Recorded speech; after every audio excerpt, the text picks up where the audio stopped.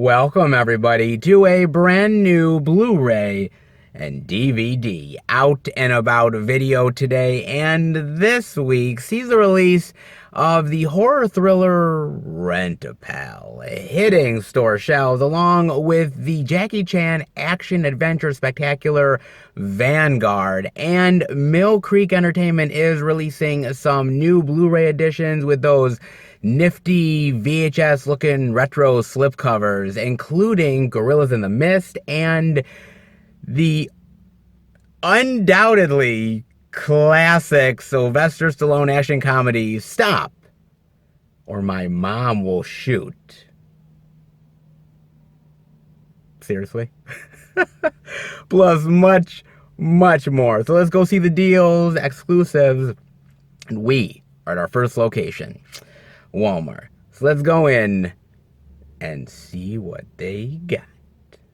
Alright guys, I am in at the first Walmart location. However, right now I am literally waiting while the older lady that I told you guys about 2 or 3 weeks ago, she's actually finding some of the physical media out because none of the new releases are out this week. Not even any of the stuff from last week. I'm serious, guys. I mean, it is majorly empty over there. And in fact, what am I talking about? Look at this. Oh, yeah, guys. It is all empty over here, man. She was telling me that apparently they were supposed to do a massive reset of the movie department. And they were supposed to do that last week or a couple weeks ago. And they're just getting to it now. And literally, they have put out nothing new whatsoever in the past like 2 to 3 weeks. Literally, there's so many boxes in the back of media that have to be put out, and all these younger employees are not doing it. She is literally one of the only people that is doing it right now. So she is literally doing like 2 to 3 people's work. It's nuts at the moment, guys. So I'm waiting until she gets some of the new releases. She told me to wait, so I'm waiting. Hopefully we'll find something good. Hopefully I get over to check it soon. Well, we are finally over in the section, guys, and oof, it's still a bit rough. I'm not gonna lie, man. Dude, yeah, they got a long ways to go, but at least the lady found some stuff. Most of the stuff from last week, but one new thing. I mean, they got Monster Hunter here, they have Fatale, Crazy Samurai 400 versus 1. I mean, all these were last week, and they just got put out today. Yeah, that's rough, man. And there's a lot of other empty areas, but a lot of this stuff is mainly for the crudes, which I told you guys they sold a bunch of, man. They sold a bunch of the crudes, but they're still missing so much more, man. The Rick and Morty stuff, more crudes. They're missing some anime sets and one other new release this week they're missing. Hell, they still don't even have Arc Enemy, and that came out like 2 or 3 weeks back, man. Damn, dude. They are missing quite a bit, dude. I'm not gonna lie, man. They are really missing a lot. Yikes. Not good at all, man. Really rough situation at this Walmart, at least for the time being. But hey, at least something's better than nothing, right? Yeah, sure.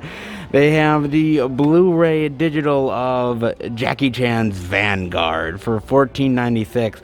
The DVD for $12.96. Now, I got a chance to watch this on Amazon Prime, guys. Now, I wanted to watch it because it's Jackie Chan, right? I mean, I like Jackie. I think most people do. I mean, I think everyone at some point in their lives come across some movie that you love of Jackie Chan's, right? I mean, you just do. The guy is immensely enjoyable.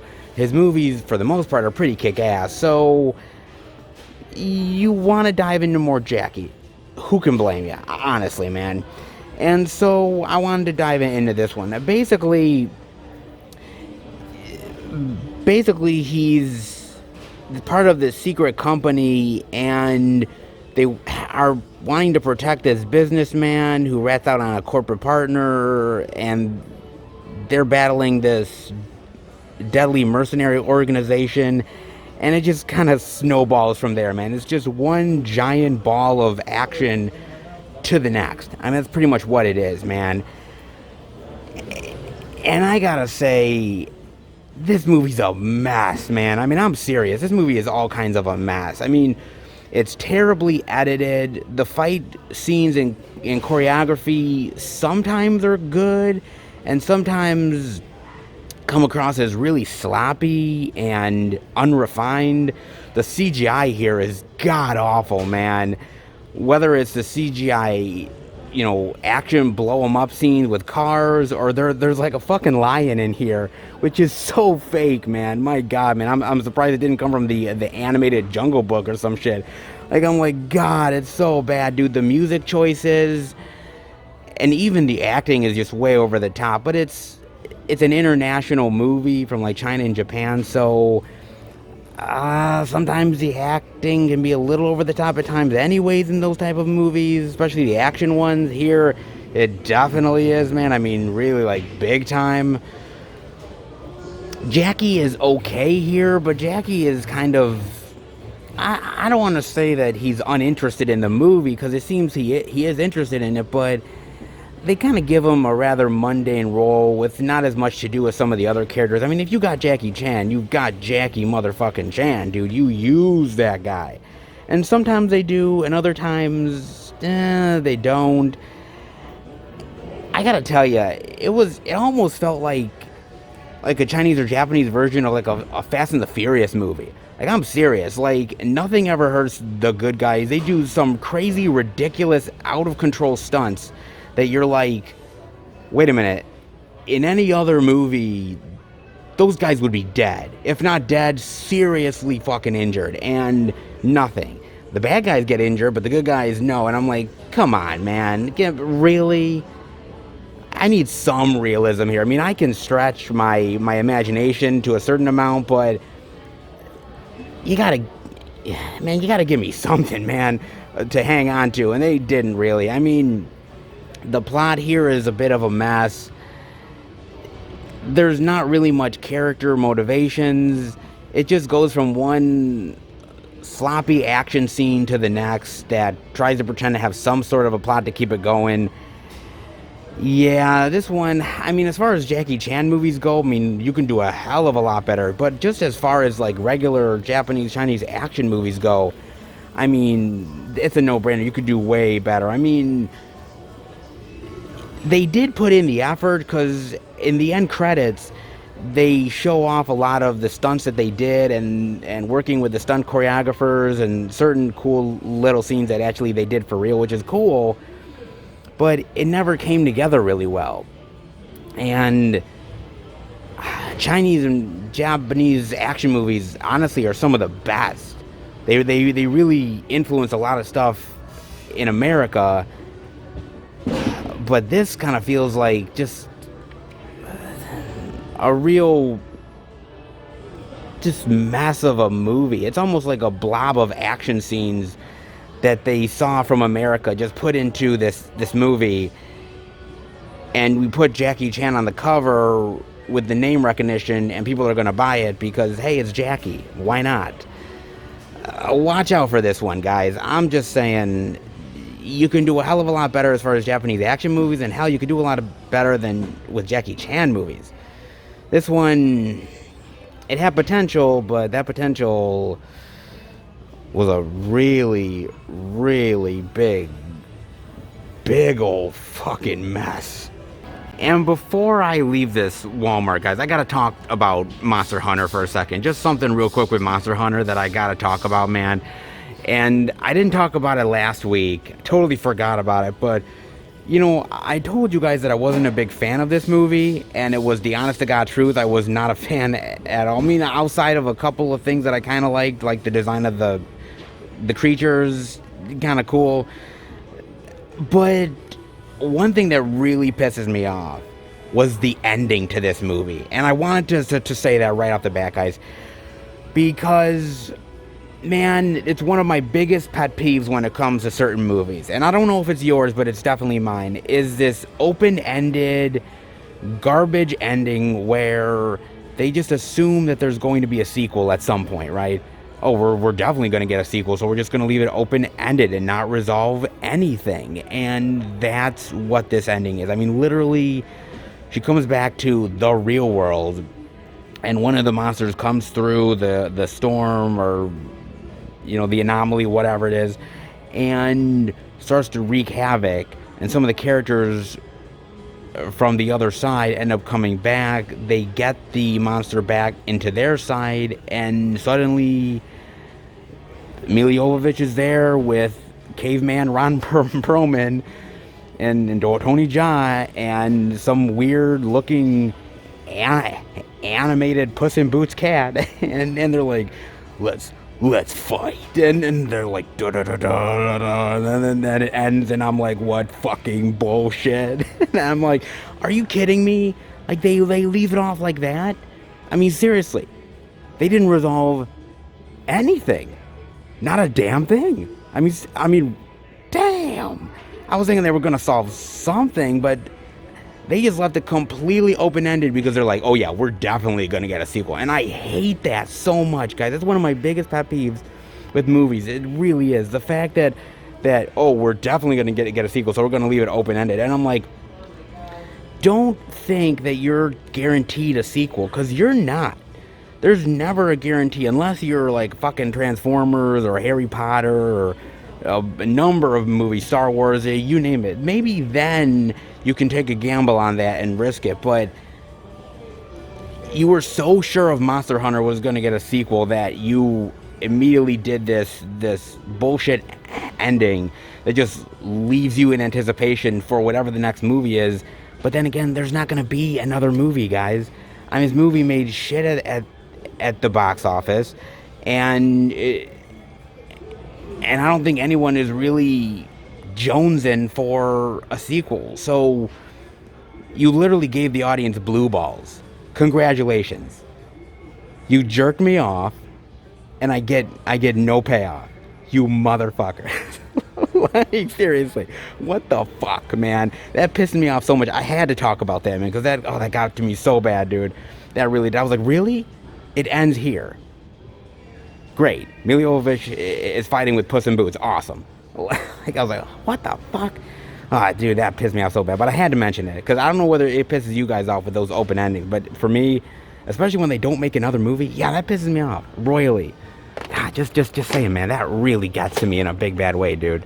Ah, it's got some decent moments to it, but man, it is hindered big time. Just saying, man. Damn, what wasted potential. Seriously, at least in my opinion. Just saying, man. It is rough this time over at Walmart, not gonna lie, man. I mean, look.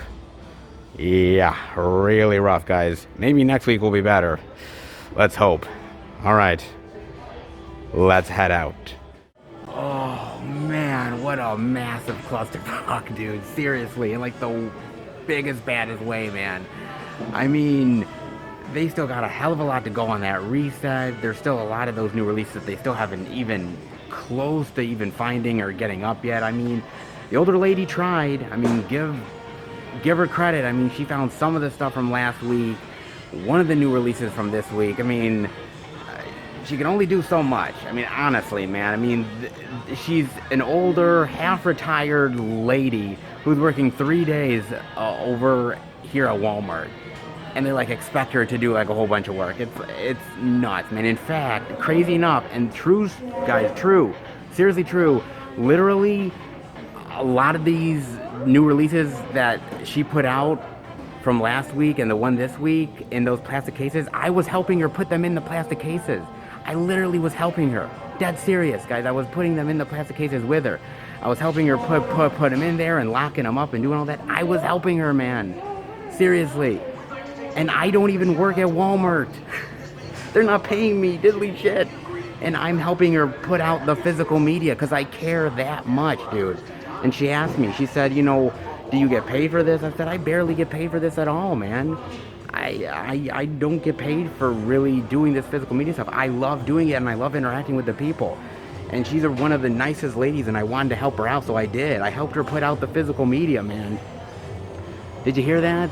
Somebody pay me at Walmart, goddammit. Ugh. Oh, I'm telling you, man, crazy. But that's what you got to do to put out the physical media. Regular average customers have to help because some of the employees just don't care at times, which really sucks, man. But it's the honest to God truth. Oh, man. Well, hey, so some of those customers who buy some of that physical media can thank me for helping out putting out the physical media. How much do you think I should charge Walmart? Seriously. I think I should get some cash, guys. Well, I'm just happy to put out the physical media for people. Wish I could do the same for this, but it's going to take a lot of time and effort, and I got to check out more physical media. So I think we're done with this place, guys. Let's head to the next location and see some more physical media goodness worth checking out. All right, everybody. We are at our second location, Target. But before we go in, I wanted to talk to you guys about a subject. Now, it's not about an article that I found or report, anything like that. It's actually something that somebody posted on Facebook. I'm a part of a lot of these movie groups where they post pictures and topics and generally interact with the fans and other people who love physical media movies, and I love all those groups so much. They're really great to interact with people. I love it a lot. Some really awesome people in those groups, man. But it's interesting because what I saw posted recently by this dude, especially the people who commented on it, man, it kind of got to me. And basically what it was this guy that basically talked about how he was kind of mad and upset about how DVDs don't really have the special features anymore. That it's mainly the Blu-rays and the 4Ks, and DVDs kind of feel like they've been left behind. And he doesn't really want to go to Blu-ray. He's not really interested in that. And he's really only interested in DVD, and he was kind of upset about it and wanted to talk about it and bring it up as a topic. And in the comment section, he got roasted. And I mean roasted big time. I mean, people were hating on him like you wouldn't believe. I mean, some nasty comments in there, man. And I sort of thought about it, and I asked myself, and I guess I'll ask you guys, when did we become snobs to physical media? When did that happen, essentially? I mean, because all he was doing was simply stating his opinion and asking a question, and he got literally killed in the comment section for it. Literally, people were like, well, you HD TVs, and why don't you go to Blu-ray, and DVDs are ancient, and you're a fool, and you're an idiot. But I mean, there was a lot worse. I'm just saying. But, man,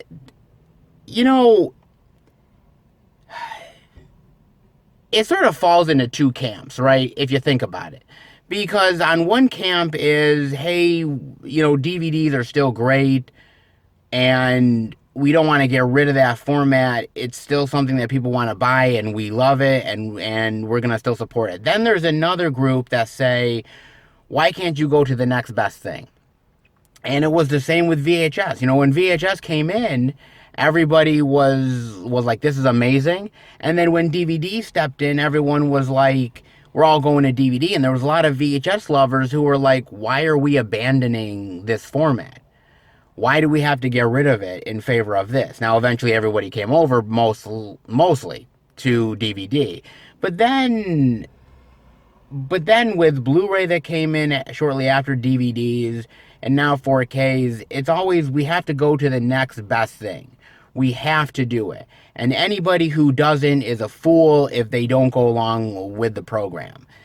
Now, you guys know I'm not always the biggest fan of DVDs. I don't always buy DVDs. There's very few instances where I buy new DVDs anymore. If I do, it's for movies that literally do not have a Blu-ray release. They only have a DVD release. And I like them that much where I feel like I want to still own them. And DVD, if I gotta buy the DVD, I gotta buy the DVD. I'm cool with it. But let's not assume that everybody has moved on to the Blu-ray and the 4K format, because they haven't. I mean, a lot of people, and it is very true, still buy DVDs as their main source of physical media entertainment. Like a lot of them just have not gone over to the other physical media formats. They just haven't. And I think it has to do with cost, and I think it has to do with the fact that, they look at these other formats and they just don't really feel that some of that stuff is really worth it to them. That basically they're fine with a DVD. It doesn't faze them. And I think a lot of people really feel confused by that. And I think a lot of people really don't understand why somebody would want to go with something that's archaic in its format. But I don't know if DVD is necessarily archaic. I mean, if you have even a Blu-ray player and still use DVDs, it can still upgrade the picture quality to a certain extent. And have we become so snobbish that we still can't see the benefits of the simple DVD format anymore? I mean, I've had friends that literally 5-10 years ago said to me, Seth, DVDs are going to be gone in 10 or 5 years. They're going to be over. It's done. And yet they're still around today. Why? Because they're still massively popular and they still massively sell a ton of them every single year. I mean, you have no idea how many times, of course, I do these out and about and I go check out the media and I see DVDs only for a lot of these titles. Why? Because a lot of these niche releases and these indie cheap titles, these companies aren't going to invest in Blu-ray for these, or definitely not 4K. And so they see the DVD format as still a plentiful format to put these titles on board and still get them into stores and in people's hands. And people still thrive on the DVD format to this day. Yes, is it not as good as Blu-ray and 4K? Yes. But at the same time, is that necessarily a bad thing? I think we're always looking for the next best thing. I truly do. We're always looking for the next best thing to do, to put on physical media for the entertainment value. And we're quick to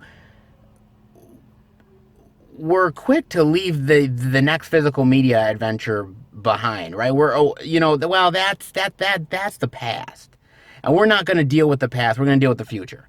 And so I get where this guy was coming from, saying, hey, look, I still love DVDs, but I notice that companies are not as invested in putting the special features on anymore.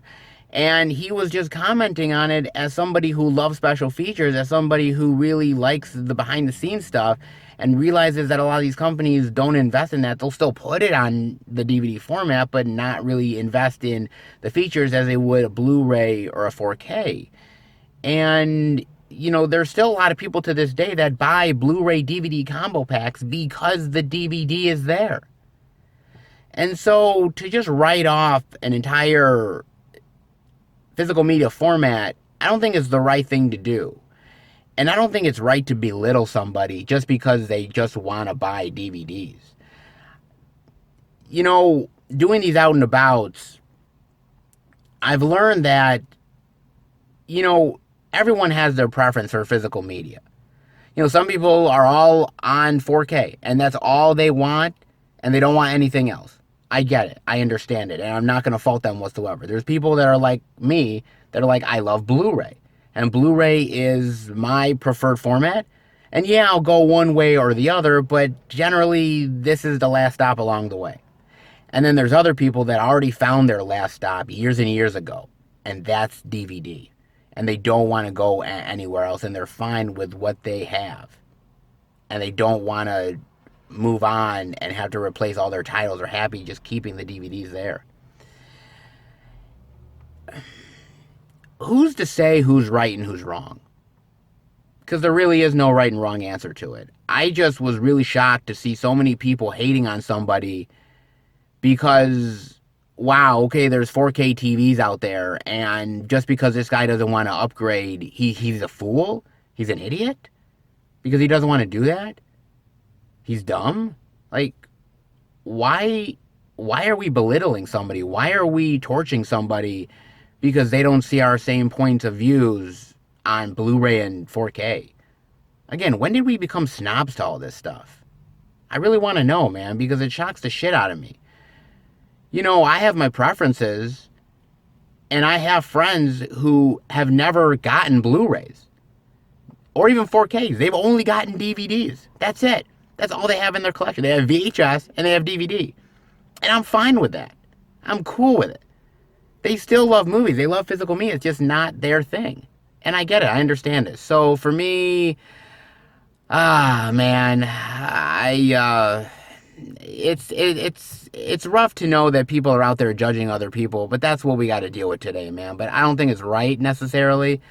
But this is the world we live in, man. But I don't think a guy should get roasted for that. I just don't, man. And you can enjoy any physical media you want as long as you just love the movies. We're all movie lovers at the end of the day. DVD, 4K, Blu-ray, VHS, Laserdisc, HD DVD, doesn't care.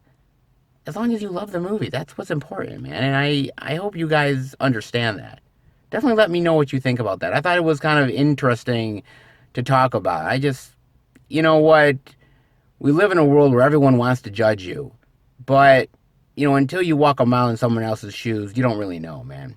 And this guy has his reasons, and I appreciate that. I really do. I just wanted to throw that out there, guys. I really did, man.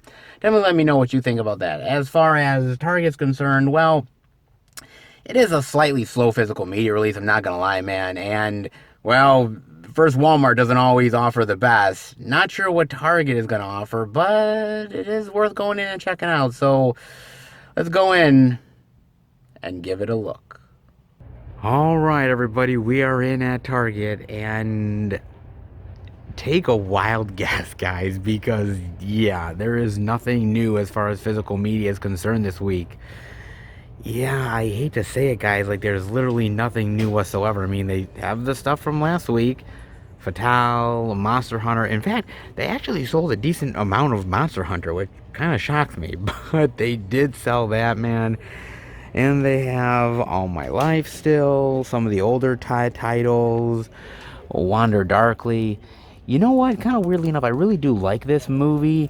It's for $16.99. I would actually buy it. I really would, because I like it enough. The problem is, like, I don't want to pay $16.99 for it. I'd pay somewhere in the range of, like, $12.99, somewhere around there. I probably would. If it went down a little bit, I'd definitely buy it, but not for $16.99. I kind of, certain movies, I have my limits on pricing. I don't know whether you guys do or not, but I definitely do. They got some of that stuff. They have, all of the wonderful Disney goodness over here, of course. Have that. In fact, weirdly enough, The Greatest Showman, I am seeing, I don't know if there's like some sort of TikTok trend or there's an Instagram trend or something with The Greatest Showman. Like, literally, there's like a trend where people are watching The Greatest Showman and like starting to like have like dance fever and like dancing to like the song. I mean, they're infectious songs. I'm not gonna lie, they're really good. I didn't really realize that like The Greatest Showman was become like a TikTok trend, or is it like really? Man, that's something I never predicted. That's interesting.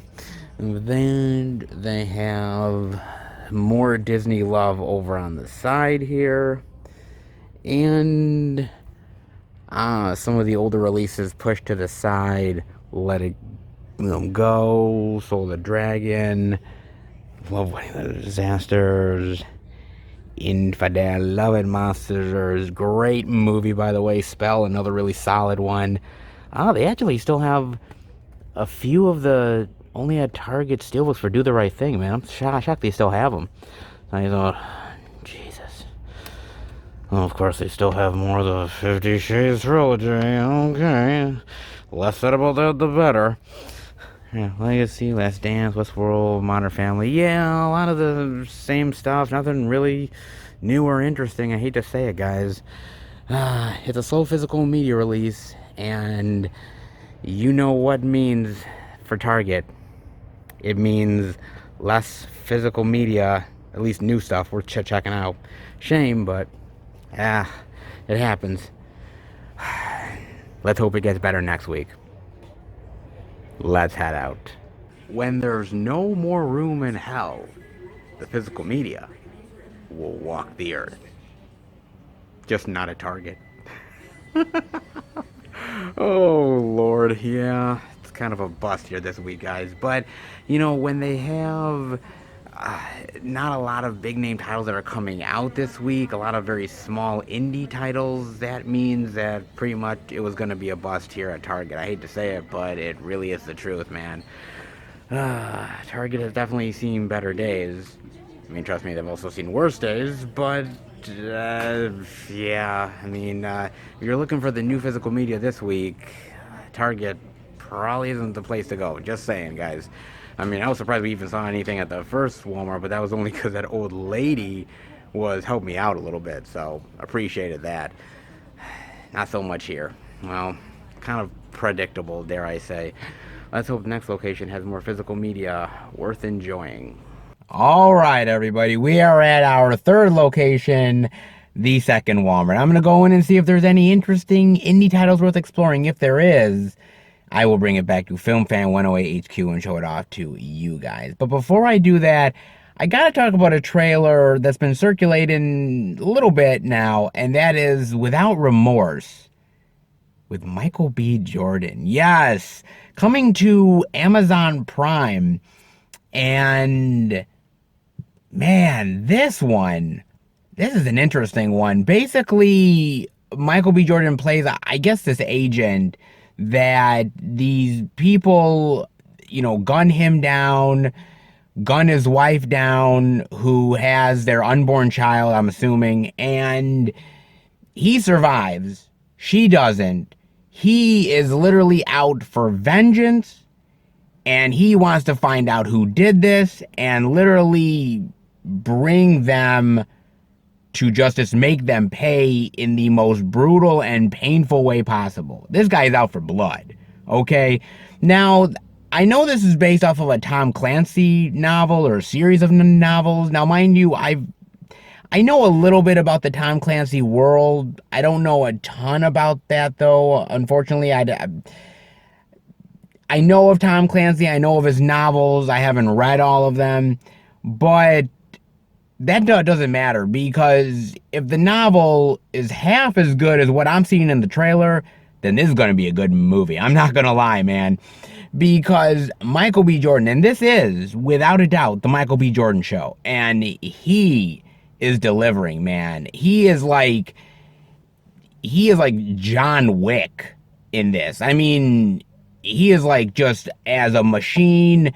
Whoever needs to be taken out, we're taking him out. Any answers he needs to get, he is going to get them regardless. I love that end scene in the trailer where he literally lights the car on fire, gets in the car while it's on fire, and literally asking the guy that's in the car, hey, give me a name.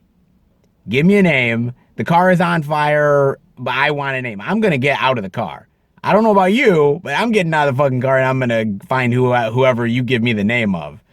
Well, this is your end, but I'm going to continue surviving and killing all these motherfuckers. Like, my God, man, he's just massively pissed, and he's going to take out everybody he possibly can, man. This is going to be a good one, man. And now, mind you, this is from Amazon. You know, they've been doing the Jack Ryan series that I've been liking. They know how to do dark, gritty, intense, action-fueled, and this definitely feels like that, man. I'm not gonna lie. It looks good. I'm not gonna lie. It looks really, really good, man. And I like Michael B. Jordan. I mean, not everything he's ever done do I love, but I gotta admit, man, when he puts on the high intensity, when he gets in the zone, man, he kills it with these roles. And this one looks like right down his alley. He's going to nail this. I just have a feeling he is. I think the action's going to be fantastic. It kind of reminds me of almost like a Bourne-style action thriller. I'm down for it. I think it could be cool, man. I really do. It's a kind of a shame that this movie would have never come to theaters. It's only coming on streaming, but I get it. A lot of movies are coming to these streaming services, and they're just foregoing the movie theaters. I understand it. I'm kind of glad I got Amazon Prime so I can actually watch this damn thing, because it looks cool, dude. It looks really cool and badass, and I love these kind of movies, like, Clear and Present Danger or stuff like that, man. I really like that sort of espionage, spy, kill or be killed, survival type of movies, man. I like that stuff. And this looks really good. So I'm on board with this one. I really am. I hope you guys are too. Definitely let me know. As far as the second Walmart is concerned, hey, it's kind of a slow physical media release week. Really is. I'm not sure what we'll see, but hey, it's worth at least checking out, right? So let's go in and give it a look. All right, we are in at the second Walmart, guys. And what's really fascinating to me is that even though it is a slow release week and not a lot of major titles are coming out, actually it's quite the opposite with indie titles. Like, I'm serious, like, it is stocked really, really big time with a lot of indie weirdness. I couldn't believe how much titles there actually was. It's insane. It's nuts. I was not quite prepared for this. I thought, oh, slow release week, we may see a couple, maybe nothing, but I am really shocked and really surprised, guys. A lot more media than even I was hoping for. This is going to be pretty good, not going to lie, man. Seth, this time around, you better do your damn job and show off that physical media, brother. We go through this every single week. Seth, I will show off the physical media. You gotta trust me, buddy. I'm gonna do it. Give me a chance.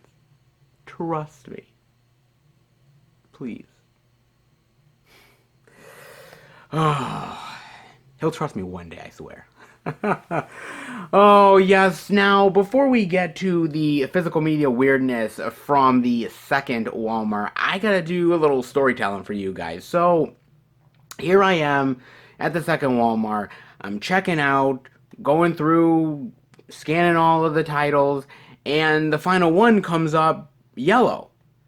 And I get stopped by this guy who says, "Oh, did you buy alcohol?" I said, "No, I bought movies." Okay. And so he goes to the other woman and says, "Hey, do we need to make sure that he's over the age limit for movies?" And she's like, "Yes, we have to." And so literally I had to bust out my wallet, show my ID that I'm over 18 in order to buy a movie. I forgot that was even a thing. Like, seriously, I'm like, wow, you guys have to check whether I'm over 18. I mean, I'm flattered. I mean, I'm not gonna lie, man. I don't think I've been carded in quite a while, but kind of nice. So that's kind of weird, man. I mean, boy, some movies you don't get carded at all, and other movies you do. So weird, man. I don't know about that one, man. I mean, back in the day when I was younger, like, you would go to friggin' Blockbuster, you'd go to all these places, and you could buy literally any movie you want, man. I bought some weird shit that probably I shouldn't have bought, man. No, nobody stopped me. I bought it anyways. Look how I turned out. I turned out perfectly normal, god damn it, I did. So that was kind of weird, man. I thought that was an interesting story to share with you guys. Wow, somebody thought I was actually under 18. Damn. Oh, man, but I do want to say that, it's interesting at times when looking for physical media what you'll be able to find, and the fact that second Walmart was able to really have a lot of titles on their shelf, stuff that was so bizarre to me, man. I'm like, wow, like, it's not really a big new release week, but Jesus, man, like, like the indie titles were out in full force, man, for some reason. But it's about getting the physical media out there to people. That's the main thing. I told the older woman at the first Walmart when I was helping her out, I was literally putting movies in the plastic cases to actually, put on the shelves. And, she said to me, look, the problem here is that you have a lot of these employees that don't really want to work, that only want a paycheck. They're getting paid more money than the older people who actually do work. And you also have this third-party vendor who comes in and usually helps out with a lot of things within the back room and the physical media and everything. And this older woman tells me, which I didn't even know, she said, "Hey, look, that woman is only getting paid like $12 and change an hour to do stuff around the store and the physical media and all this other stuff." And I'm thinking to myself, like, $12? Really? Like, all this shit that she has to do that other Walmart employees won't even touch. And in fact, the older woman even told me that the night crew, who ends up stocking the shelves at night when the store closes and everything, they, by the way, they don't even touch the electronics. They don't touch the electronics at all. They refuse to do it. So when they come in at at a certain point in the morning, they just have to start going full tilt because they don't care. And even the ones that do care, I mean, Tuesdays are a big physical media release week and they just don't give a damn. So, it really depends when physical media, I say it all the time, whether it's at my work or wherever, is that, if you don't put the shit out, then no one's going to buy the shit. You know what I mean? I mean, I talked to her about, hey, The Cruise sold a lot. Why? Because you guys put out the physical media. A lot of other movies sold. Why? Because you put out the physical media. If you don't do it, you don't get the sales, and therefore they don't see that you've actually done the work and, and actually don't want to actually put out a lot of media because they just are like, whatever, who cares? Physical media depends on everybody doing their part. From the people going and showing it off like myself, to people buying it, to people stocking it. Physical media thrives that way. If one link is taken off of a chain, the chain doesn't work, it breaks. So just remember that, guys. That physical media is incredibly important no matter what, and it takes all of us to make it work. Just saying, man. And speaking of making it work, well, I think I got a little bit of adventure ahead of me for some Walmart indie weirdness. How about we get to the good stuff, shall we? The weird, the bizarre, the outright... Really? Oh, you know how the second Walmart does it, man. Walmart, Bizarro... It's some of the best. I ain't gonna lie, man. It's really cool, man. We got a lot of stuff to show off this time around, so let's dive into it, man. With the first title that I'm seeing, and that is none other than Lily is Here. The fight to unite his family. Oh, nice little heartwarming cover, I guess. Ripping away his family, and it's all about the green, baby. Yes. Oh, all right. What would you rather take? The money or your family? You can't spend your family. I kid. I would pick the family. Maybe. Oh boy. Let's see what this is about, shall we? Duncan is a recovering heroin addict who was recently released from prison. His wife won't let him see his two daughters, and his parents barely speak to him. His sister, Jessie, is his only support, but she is dealing with issues of her own, of course, trying to raise $2 and advance in her career while her husband is disinterested in their life. Okay, why doesn't she divorce his ass? Duncan must maintain his new job, teaching at a community college while continuing the Narcotics Anonymous meetings. As he tries to regain the trust of his wife, Duncan discovers that recovery is the first step and reconnecting with his life is the second one. God, there is so much going on here, man. Jesus. I was like reading that synopsis, I'm thinking, okay, he's a former heroin addict. He's got like major issues with his family. His sister is trying to help, but she's raising kids, and her husband just doesn't give a shit. I'm like, good Lord, man. Jeez, talk about family problems. Fuck. Man. Jeez, this guy's got a real shit show of a life. Yeesh. I don't know, man. I mean, good luck to him. Jeez, man. I mean, there's a lot of very interesting movies about recovery and getting the pieces of your life back together. We've seen this movie a time or two. It's not that it's anything new. I'm actually surprised this is not like a Dove approved movie or anything. I'm surprised it's not, but it doesn't have anything to do with faith. So yeah, they probably did. And it's also like, the heroin thing. So, I don't think like the Dove approved people would be like, "Oh, yeah, heroin. That definitely has to be Dove approved, right?" Oh, well, we've seen some weird stuff that's Dove approved, so I wouldn't put it past them. But I'm like, oh man, yeah, it looks okay, man. I mean, it's just the basic family drama stuff. I like a good family drama. I mean, one of the best ones that I love is a movie called Parenthood. But Parenthood isn't really, I mean, yes, it's a drama, but it's got a lot of great comedic elements to it that kind of make it lighthearted at the same time.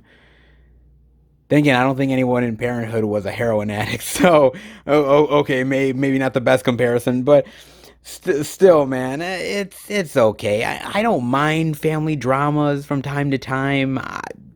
They're okay enough, but I'm not gonna lie, I've watched my fair share of them. Would Lily is Here be any better? Maybe, but uh, kind of doubt it. And the next title we're seeing, The Driver. An unlikely love story. Oh, look at that. Uh, lady, get another taxi, man. What the fuck? Get another taxi. The taxi's a little full. Just saying.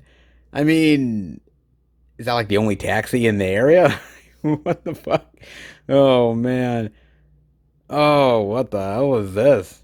A driver. A love story? Possibly? Love story comedy? Kinda? Maybe? Okay, what is this? Young San Francisco rideshare driver tells all of his passengers that he is homesick for France, but realized he was afraid of flying. Oh, that sucks. And feels he cannot return. One passenger, a beautiful woman named Amy, feels bad. Aw. And offers to become his friend. Soon the two are having an affair. What? Amy and her boyfriend might become entangled in a quarter to life crisis. Jeez, I think I've already been at my quarter life crisis already. Oh man. As the three try to figure out what it is they want in life. Jesus, man. Like, oh yeah, I feel bad for you. Oh, you can't return to France. That's really terrible. Oh man, well I'll be your friend. Don't know the fucking guy worth shit. He could be a literal serial killer or a stalker. You don't know, but God, I feel so bad. And then on top of that, she decides, well, you know what? I mean, since we're friends and everything, I mean, might as well be fuck buddies, right? I mean, because isn't that the natural evolution of things? I'm like, man, should I be a rideshare driver? Like what the fuck, man? Like seriously. Like it's like just random women want to be your friends and eventual fuck buddies. Like damn, man, who knew that Uber was this easy? Like shit, what the fuck, man? Good lord. And then she gets into a complicated relationship with the boyfriend as well. Oh my god, man. God, this woman's taking everybody for a ride. Literally. Oh my goodness, man. So it's kind of an unconventional, definite love story, dare I say. Man, what the hell, dude? This is interesting, dare I say. I like how it's very complicated and twisty and turny and isn't that some of the best love stories, to be honest with you? Is like, well, he said and she said, and well, I'm sleeping with him, but I'm really in love with that guy, but I'm kind of in love with you, but I don't know how to break up with that guy. Oy, oy, oy. Jeez, my God. Oh, man. You know what? Crazy enough, guys, I'm going to be honest with you. I literally used to be in not kind of this situation, but sort of this situation. I like this was like 10, 12 years ago, dare I say. I was literally kind of friends with this chick, right? And one thing led to another, and here we are sleeping with each other. And the next thing you know, she tells me, "Oh, I have a boyfriend." Wait, what? Excuse me? And yeah, she had a boyfriend. So I literally met the boyfriend, and she ended up saying that I was a friend. This guy was totally, literally, like suspicious of me from the get go. Like seriously, majorly suspicious. And I had my friend with me because I'm like, dude, I don't know if this guy's gonna go off on me or whatnot. Like I need protection. Like I'm not gonna lie, man. This guy was a big, bulky, burly dude, like hockey player guy. Like I'm like, man, this guy could literally wipe the floor with my ass. And literally, as we were walking in the mall, she would end up going behind him and literally like mouthing the words directly to me, "I love you." And I'm thinking to myself, oh my god, how the hell am I gonna get out of this trap? Like I was so fucking fearful. I swear to God, guys. And so I felt so bad. And I'm not even gonna lie, man. My conscience weighed on me like no man's business. I mean, and this guy was kind of cool with me for a while. He seriously was. He was like, "Oh, you seem like a good guy, and obviously you're just friends." And of course, I was like, "Oh, you didn't know the part where we fucked, but okay." And I just honestly, I felt so bad, guys, that one night late at night I messaged him. This was AOL Messenger, so this was back in the day. Okay, this was back a long time back, man. Man, it had to have been like more like 15 or so years. God, if it feels like that. So, and I felt so bad I spilled the beans. I'm not gonna lie, I spilled everything. I said I slept with your girlfriend. We we had sex on my grandmother's piano. Which we literally did. We had sex on my grandmother's piano and a couple other places, and I just laid it out for him. I seriously just everything I just said. I just put it all out there. I swear to God. And he was like, "Thank you for telling me. I appreciate it. But I am going to literally find you and beat the living shit out of you. Basically kill me." And so I was fearing for my life. I was like thinking to myself, what friends can I go to do like hang out away from like my mother or my grandmother? Like, what can I do? Like, do I need to move to a different state? Like how the hell?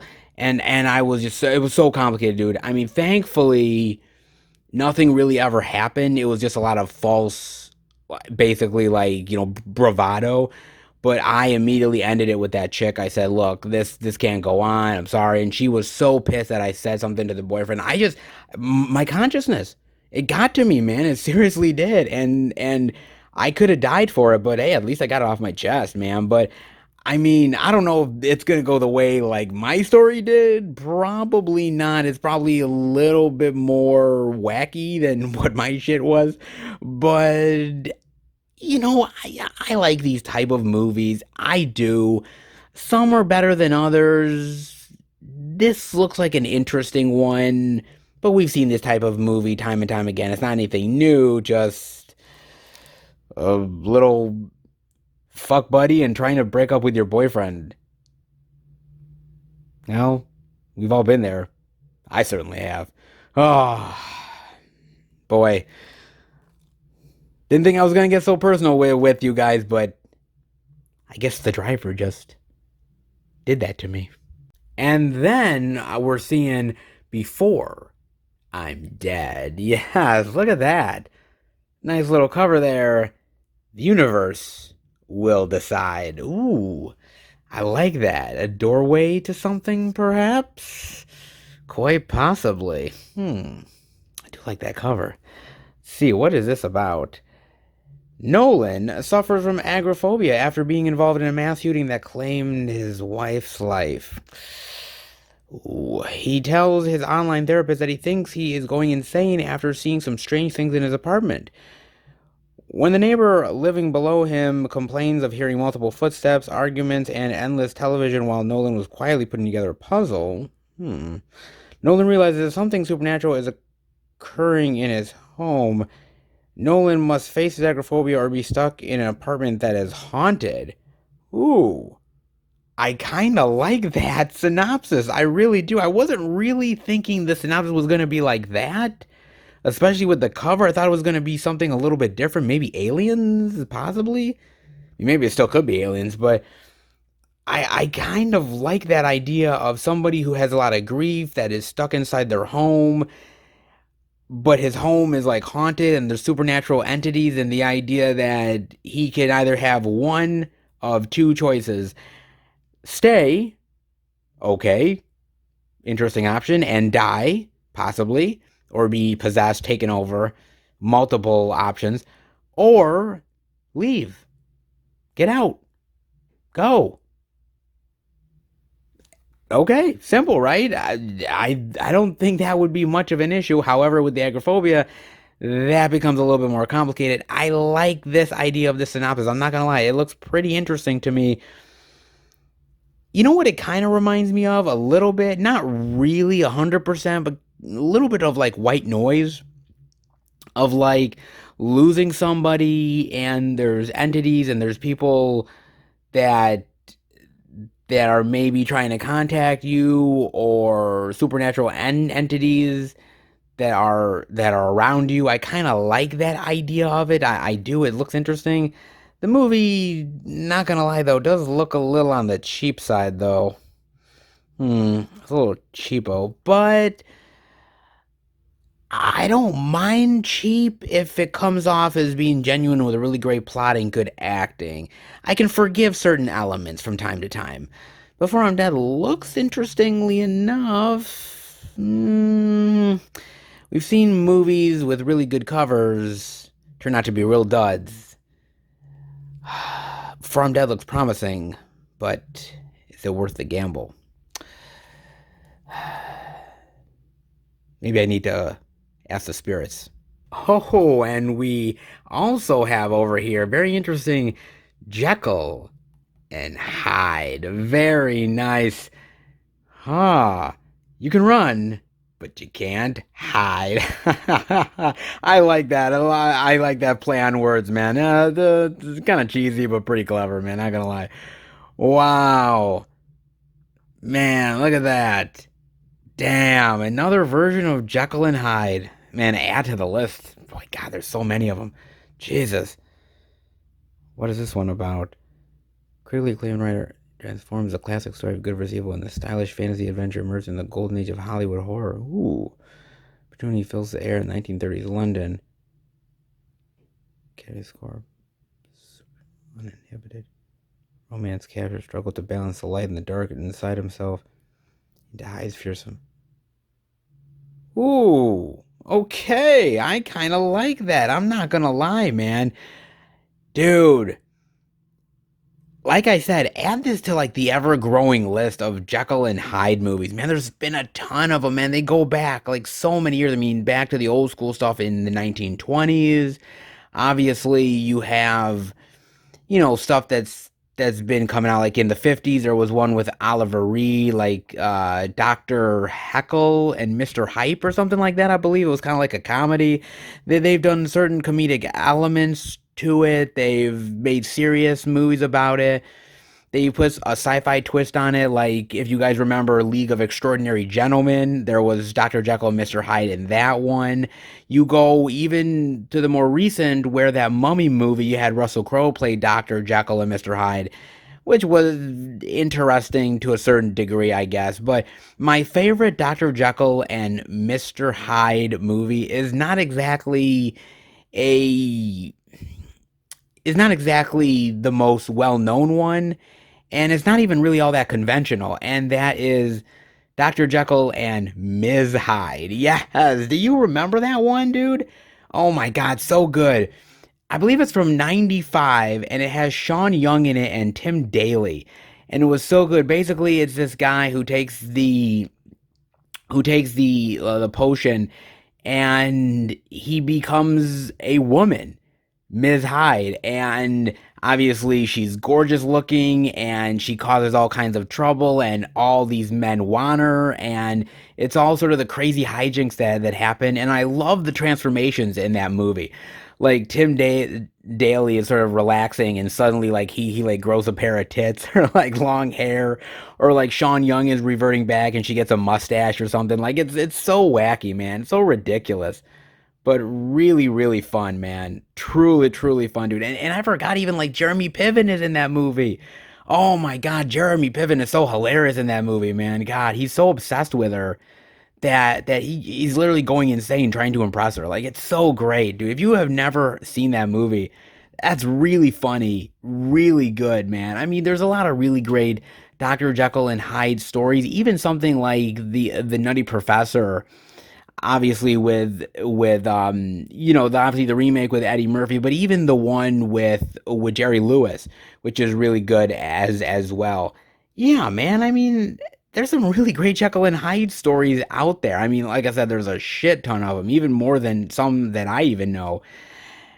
Why not add another one to the list, right? I mean, hell, if they could make a crap load of vampire movies or mummy movies or, Bigfoot stories, whatever. They could make more Jekyll and Hyde movies. Why not? Hell, it's welcome. I love when they adapt old school classic horror to modern day sensibilities. Not that this does it. It's more of like taking it into the 1930s and Hollywood horror, but I just like that aspect to it. And I think it's really cool, man. It is sort of, taking the new age technology that we have and making an interesting old school horror movie. There's something about that I like. Sometimes it works. Like, for instance, I really like something like Dracula Untold, which I think is really cool. And then sometimes it fails. Tom Cruise, the mummy, hello. But sometimes I think it's worth the gamble to try, man. It doesn't look half bad. Let me know what some of your favorite Jekyll and Hyde stories are, and would you be up for another Jekyll and Hyde adaptation? The good version of you and the bad version of you. Now that I come to think about it, what version am I?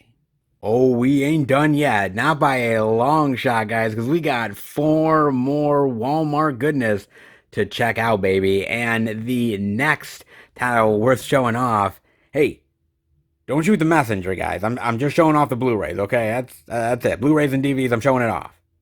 Don't shoot me. Well, you can shoot these guys though. Don't shoot the messenger. Breaking up is a real heart attack. Oh, with Vincent Ward from The Walking Dead, right? Yeah. The Walking Dead. Look at that cover. I kind of like that cover actually. The broken heart, the bullet. Something tells me they're in for a lot of heartache. Gosh, I'm just saying. Oh man, what is this about? When his friend Sean can't muster up the courage to break up with his high school sweetheart, Damien steps in and does the deed for him. Together, Sean and Damien come up with the idea for a new business. Don't Shoot the Messenger, a company that will break up with your girlfriend for you.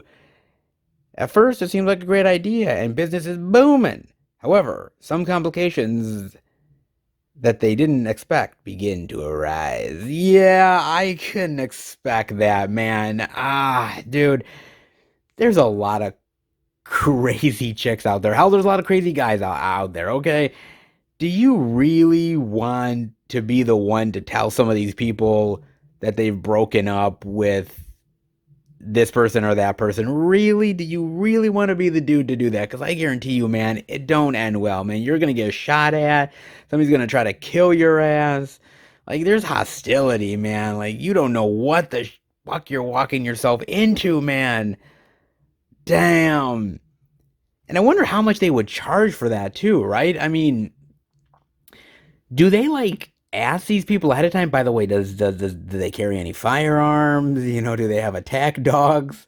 You know, uh, should I be really worried about their mental state? Like, I wonder what they do, man, because damn, I would charge a lot of money for that, man. I'd be like, dude, it's like $500 to do it. Cause, if I gotta run, I at least want to run with a decent amount of cash in my pocket to know, hey, dude, it was worth it for the 500. Like I'm like I gotta put some sort of amount of money to that, man. Oh Lord, man. Now actually thinking about it, with the story I told you guys, maybe I should have hired these motherfuckers. Like I'm serious. They might have done a hell of a lot better of a job than I did, man. Oh goodness, man. God, what a it sounds like a good idea because wouldn't that be like an interesting thing, like hire somebody to break up with your partner? Like it sounds like a good idea, but then when you really think about it, when you really, really get down to it, dude, like you are putting yourself in all kinds of danger, man. Like I would like make out a will like immediately. I'd be like, dude, tell my mother I love her and make sure you kiss my cat goodbye. Like, I would just be like, oh fuck, man, I'm so screwed. Oh man, and as far as Vincent Ward is concerned, I kind of like Vincent Ward. He's a charming guy. I'm not gonna lie. He's probably good in this movie, but dude, that guy, like, I've literally seen him at conventions, and it's all it is The Walking Dead, dude. He's got nothing else, man. I mean, seriously, and he's all hawking The Walking Dead and his character, and how great he was with the show and the character and the character arc, and I'm like, dude, that character kind of blew chunks. I'm not gonna lie, man. Like, I hope you're not charging a lot of money because the autograph ain't worth shit, man. Just saying. But somebody enjoys it. Whatever, dude. It's cool to see him doing more work. It's an interesting idea. I'm not gonna lie. I like these ideas of like doing something that seems really cool and then completely forgetting the fact of how fucking dangerous this is gonna be. It's the same way of like, people handing out restraining orders or other stuff that they go to these people's places and their homes and they end up like serving them papers. And I've heard horror stories on that. Like seriously, I've heard bad horror stories of like going into some place and having to serve the paper and just literally having to run out because you are going to get shot any fucking moment doing it. Like that is a dangerous job, man. I know people who've done that. And that is like, man, talk about like needing like premium health insurance. Like, holy shit. I have a feeling this is the same way, man. You better get like the best Obamacare coverage that you can because you are so fucked if you don't. Oh man, dude. Oh man. Not gonna lie though. I kind of wish they were around when I needed them a time or two. I'd pay the money. I really, really would. And then we've got Adverse. And I have to admit, I've never heard of this one, but that cast, though, Thomas Nicholas, Lou Diamond Phillips, Sean Astin, Penelope Ann Miller, Mickey motherfucking Rourke. That, ladies and gentlemen, is a cast. Not gonna lie, man. How far would you go to protect those you love? Ooh. I like that. That's nice. And look at that cover, very intense as well. I'm liking that. Not gonna lie, man. I definitely am liking that. Oh, oh, I am. But look at Mickey Rourke, man. Kind of looks like a geisha doll or something. Oh, look at the plastic surgery, Mickey. You're so good, man. You didn't need the plastic surgery, bro. You didn't need it, man. You had to get it, didn't you? Well, starting to look like Jonah Rivers. Crossing him was their first mistake. Trusting him was the second. What is this? Mickey Rourke and Thomas Nicholas star in this gritty, intense urban thriller about one man's quest for revenge, struggling to make ends meet. Rideshare driver. Another rideshare driver. I'm seeing the theme here. Let me tell you. His sister Mia's in deep in debt. A sleazy drug dealer was missing. Ooh, Rourke plays the crime boss. Yeah. Because when you're a crime boss, you got to keep up your appearances, which means it's understandable why he did the plastic surgery. Okay, cool. It's in the story then. Ethan. Then one by one, Ethan hunts down Caden's crew. Ooh, a showdown with Caden. Thomas Nicholas versus Mickey Rourke. Gee, I wonder which one I'm thinking gonna come out of that one.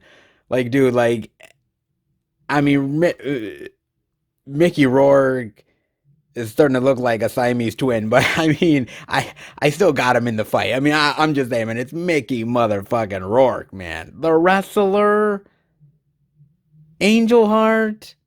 Come on, man, he's good, dude.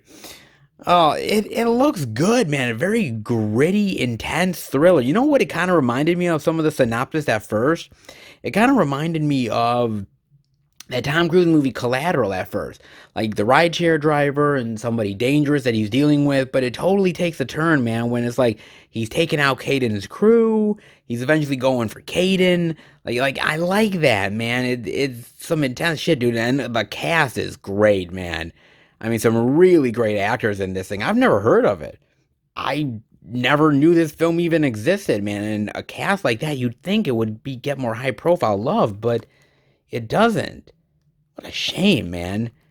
God, I love Mickey Rourke. Thomas Nicholas, man, you know, it's kind of interesting because he came out of the American Pie movie, or the multiple movies, I should say, and he came out looking pretty well. He did some cool stuff, but he kind of got forgotten after a while, didn't he? I mean, he did the American Pie movies and then he just kind of faded away. Yeah, he did some other stuff, but not nearly as popular. And obviously, he always came back to American Pie because that was his bread and butter. He's a good actor, though. I'm glad he's getting more roles. I just don't really buy him beating the shit out of Mickey Rourke, but I've seen Stranger Things. What can I tell you, man? But I like that. The cast, I like the synopsis. The actors look really great in this thing.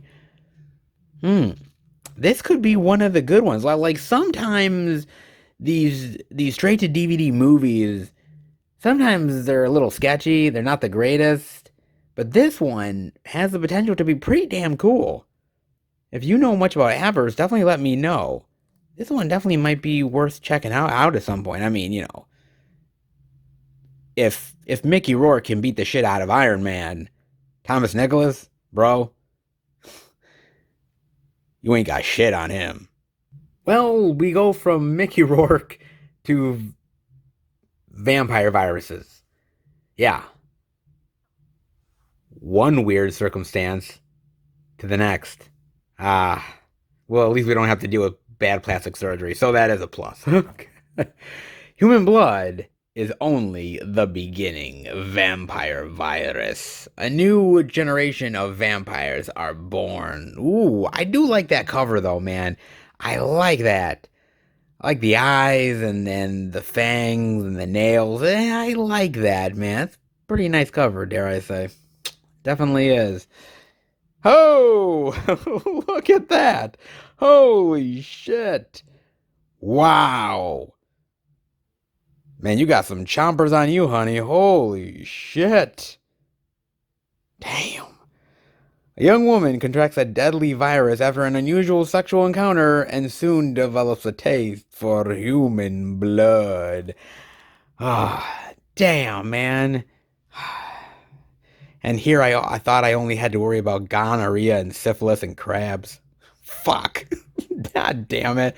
Oh, they never make having sex easy, do they? Damn it, they never do. Son of a bitch. Oh, man, look at that. Honey, you, with those fangs, stay far away from my dick. I mean, seriously, honey, stay at least 6 feet back, man. Stay the fuck away from my genitals, honey. I'm sorry, man. Or at least file them down. File them down, man. I mean, damn, I don't want you going down into the jungle, sweetie. Because ooh, man. I mean, one wrong move one way or another, and uh, I might get a piercing that I don't want. Like, holy shit. Oh my God, man. Sexual encounter, fucking virus, dude.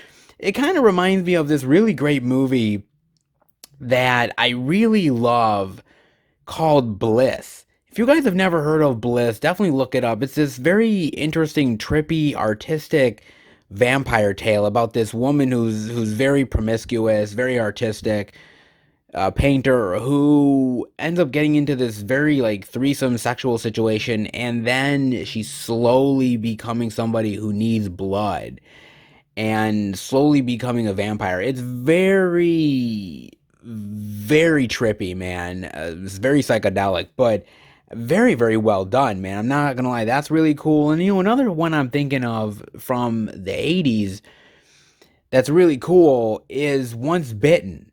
Do you guys remember that one with Jim Carrey? Yes. I mean, not really a sexually transmitted disease, but Lauren Hutton has to end up basically biting him down in his sort of inner thigh, crotch area, and slowly he's turning into a bloodsucker. And I love that movie so much, man. That is such a trip of a movie, man. Damn. I love that flick so much, dude. I seriously, Jim Carrey is great in it. Lauren Hutton is hot as hell. I love the comedy in it. That's a really good one, man. And also, I would also even say a movie like Near Dark, which had the idea of, obviously being sexually aroused, sexual transmission. It almost feels like that in a lot of ways. Basically, vampires are very sexual beings anyways. That's part of the whole mythology. That's part of their deal. You get hot and heavy. Next thing you know, you're bitten, and then it ends from there. So I've always liked the idea of vampires being very sexual creatures. That's gone back to many, many, many, many, many decades, all the way back to like the original Dracula tales, Bela Lugosi. It's been far, far back, man. And I've always really loved that idea. And it's interesting to sort of almost see it as a virus in a lot of ways. I don't know how good this movie is. It might be real cheap, but it might be kind of fun at the same time, man. I'm not gonna lie. I like some cheesy vampire movies. Like I really do, man. Like one of the ones that I really love as well that maybe you guys don't know about is actually Pale Blood. This is a really good one as well. Very, very sexual vampire tale with really great eroticism in it. That's a good one as well, man. I mean, there could be a lot of really great erotic vampire tales. I just named a good amount of them, but there's also ones that turn sexy time into. Will this one be it? Oh, I mean, they're sexy chicks, but man, those fangs ain't coming anywhere near my nether regions. Just saying, man. It looks interesting enough, man. I like vampires. I like erotic tales. Bring the two together. It is a recipe for success. Sometimes. As long as I'm not the one getting bitten, we're all cool. And last, but certainly not least, the DVD digital of Jujitsu. Yes, oh my god. I am so glad to finally find this at Walmart. Do you know how long I've been looking for this motherfucker? Seriously, guys, this thing came out in December. I have literally been finding that every time I go to fucking Walmart or wherever, I can't seem to find this goddamn movie, man, and I finally came across it. I literally was just around the section of physical media. I'm like, wait a minute. Is that? No. I mean, damn, man, I've literally been trying to find this thing for like 3, 4 months. I mean, took long enough. Shit, man. And I saw this movie. I saw this movie on Amazon Prime, and I was ready to talk about it the week that it came out, man. And it was like, nope, nowhere to be found, man. But now I'm getting able to talk about this motherfucker. Out of Darkness, The Ultimate Fighter rises. Oof. Tony Jaa, Nicolas Cage in the same movie together. Man, man, who lost a bet? Cause seriously, who lost the bet, man? Oh, damn, man. It had to be Tony Jaa. It had to be. Oh my god, man. Yeah, I saw this thing. I did. Fight for the future of humanity. With Nicolas Cage, forget about it. Oh, so look, man. I walked into this movie I seriously walked into this movie thinking, here we go. I just know it. I just know this thing is going to be not so hot. I had a feeling. I don't know. Something told me Nicolas Cage doing jujitsu just wouldn't end well. I just knew it. And basically, it's about these fighters, these jujitsu fighters, who every 6 years fight an ancient sort of race of alien invaders for the Battle of Earth. And I'm like thinking, every 6 years, like that's really short, man. Like every 6 years, invaders from Earth come here to fight in a jujitsu battle, and we have Nicolas Cage on our team. We seriously can't pick anyone else. I mean, fuck, pick Mila Jovovich, pick fucking caveman Ron Perlman from Monster Hunter. Do something, man. But Nicolas Cage? Really? Okay, fine, man. So, yeah, it's this alien entity invader that comes over to try to beat us at our own game, to take over the control of Earth. And it's these jujitsu fighters that are the last stand. And, ooh, this movie, man. I like the idea. It's an interesting idea, right? Jujitsu fighter fighting this alien invader entity. Like, I like that. Something about that is like cool martial arts meets interesting sci-fi bend. Like, I like that. It's interesting. But this movie, man, yeah, it didn't fit the bill, dude. I mean, the fight sequences here are really, really craptastic, man. I mean, some of it is decent because of Tony Jaa and a couple of the other performers that actually know what they're doing and know how to make it believable. A lot of the other ones unfortunately fail terribly to ever make it convincing, and the CGI on the alien invader entity creature, whatever you want to call it, so, like, some of it's good sometimes and other times it's really cringeworthy. In fact, speaking of cringeworthy, dude, Nicolas Cage, man. Oh god, I gotta talk about this, man. Nicolas Cage, dude, don't put a goddamn sword in this motherfucker's hand. Don't do it. Don't do it, dude, because man, like, I kind of want to give him an A for effort because he's trying, sorta. But he is so terrible at this. And 90%, 95% of this is a stunt performer, man. I mean, they're doing wide shots, they're doing, the back of the head stuff. I mean, they're doing everything to not show Nicolas Cage and try to end up making this believable. But when you see Nicolas Cage, it is like the most pathetic fight sequence you ever saw, man. And he is just trying to pull off being badass.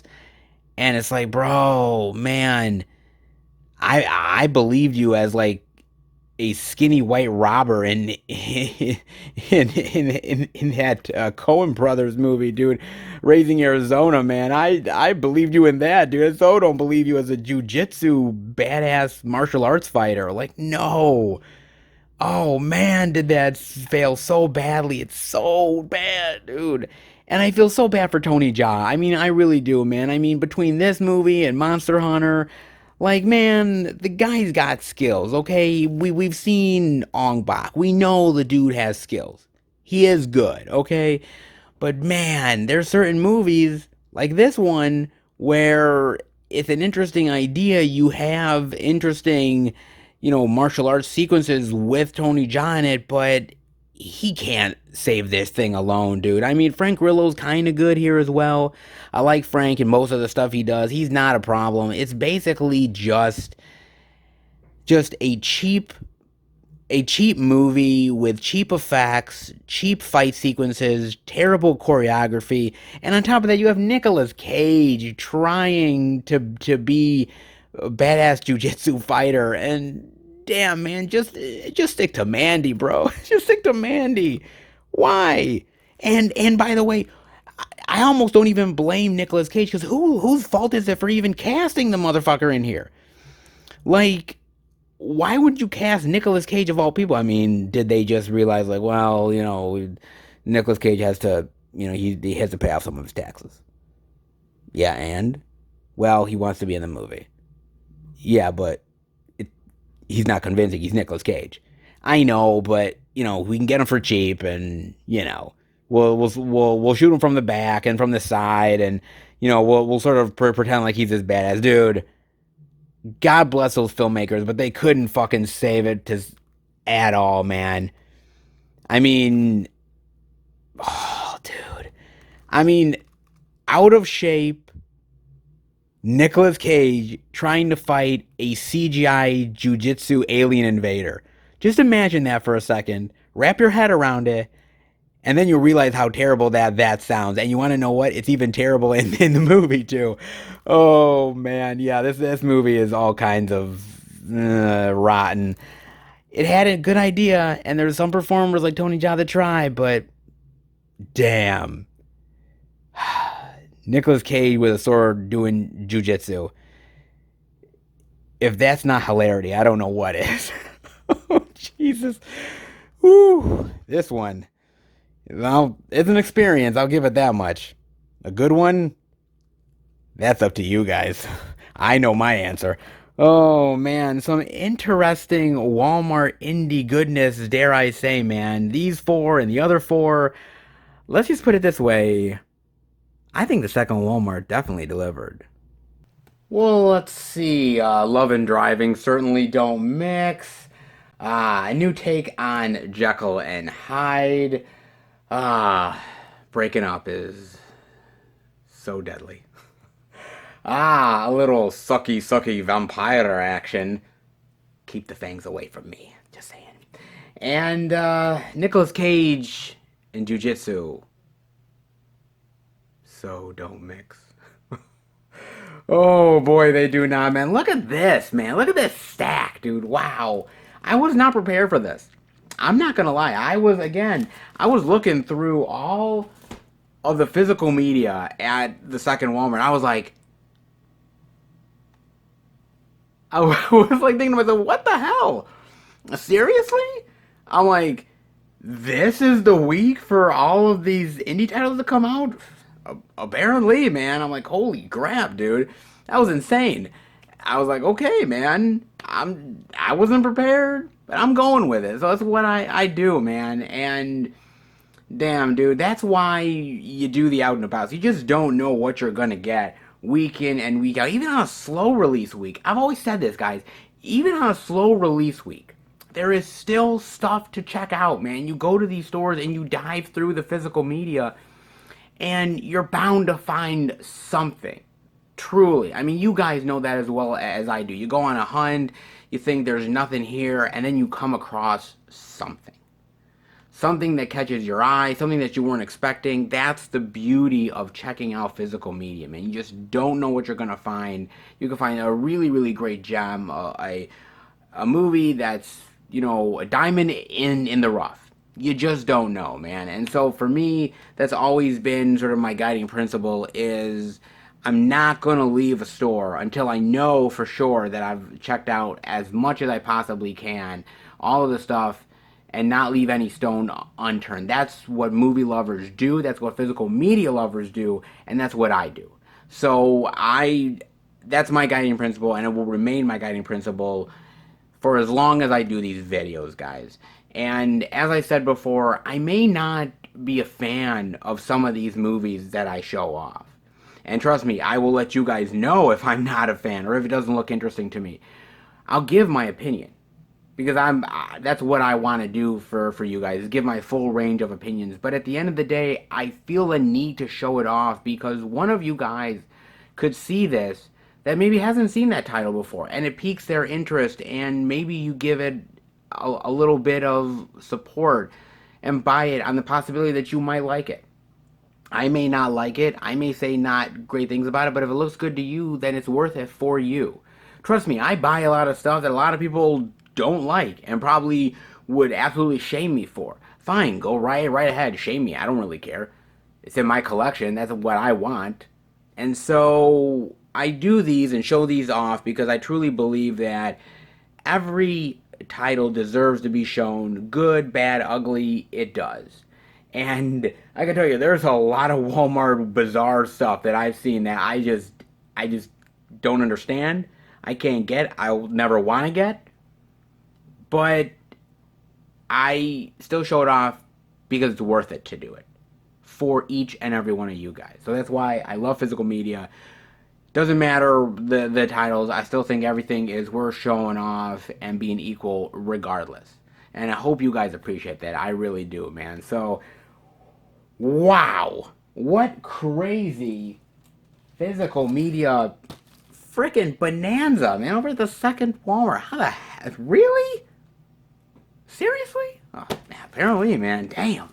Quite a lot more than I was even anticipating. So, ooh, now that we're done at the second Walmart location, well, don't leave just yet, guys, because there's more physical media worth showing off. So, let's dive into the fourth and final location and see what more physical media goodness we can find. All right, everybody, we are at our fourth and final location. And even in a rough and slow physical media week, isn't it always good to take a trip to the Beast? I think it is, guys. And we are at none other than the Beast. Best Buy, baby. I am looking forward to what they have. I don't know if it's going to be much, to be honest with you guys. I think it's going to be rather slow and not very dramatic, but I don't know.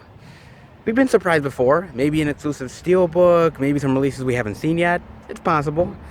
But we won't know until we head inside, so let's go into the Beast and see if they will deliver this week. All right, everybody, we are in at Best Buy, and it's a little light on the shelves, I'm not gonna lie, man. However, there is actually a few titles worth checking out this week. Thank the Lord, man. And the first thing we are seeing is the Blu-ray digital of Vanguard with my man Jackie Chan for $17.99. It's nice to revisit this film one more time, man. Now, I do want to talk a little bit about Jackie, but honestly, I want to talk more about the director, Stanley Tong. This guy has actually teamed up with Jackie quite a few times, about 5 or 6 times in total, including this movie, I believe. And he's directed him in some really memorable roles. First Strike, Super Cop, Rumble in the Bronx, some really recognizable and memorable Jackie Chan roles, at least some of them. This guy actually directed, which is really great, man. I didn't really even know that. And actually, fun little trivia fact, something that's even more cooler, or I don't know about cooler, but very odd, I guess, is that, do you realize that this guy, the same director, directed Mr. Magoo? I'm serious, like that slapstick comedy from 1997 with Leslie Nielsen, this guy directed that. That is so weird, man. I would have never thought the same guy that directed Rumble in the Bronx directed Mr. Magoo. Like, there's something so weird about that, man. I'm not gonna lie. So odd, dude. Wow, that's kind of crazy. And I'm serious. That's true. It's kind of nuts if you really think about it, man. He's a good, solid director for the most part, minus Mr. Magoo. I guess it's been so long since I've ever even seen that movie. It's been so long, man. But he's a solid director. He knows action. He knows how to work with Jackie. He knows how to make stuff suspenseful and eventful and a really great spectacle. But he just fails so much with this movie, man. It just feels such a convoluted mess in so many ways. It just didn't quite come together the way I think he was hoping for. And then kind of putting Jackie in a backseat role, I didn't really think helped either.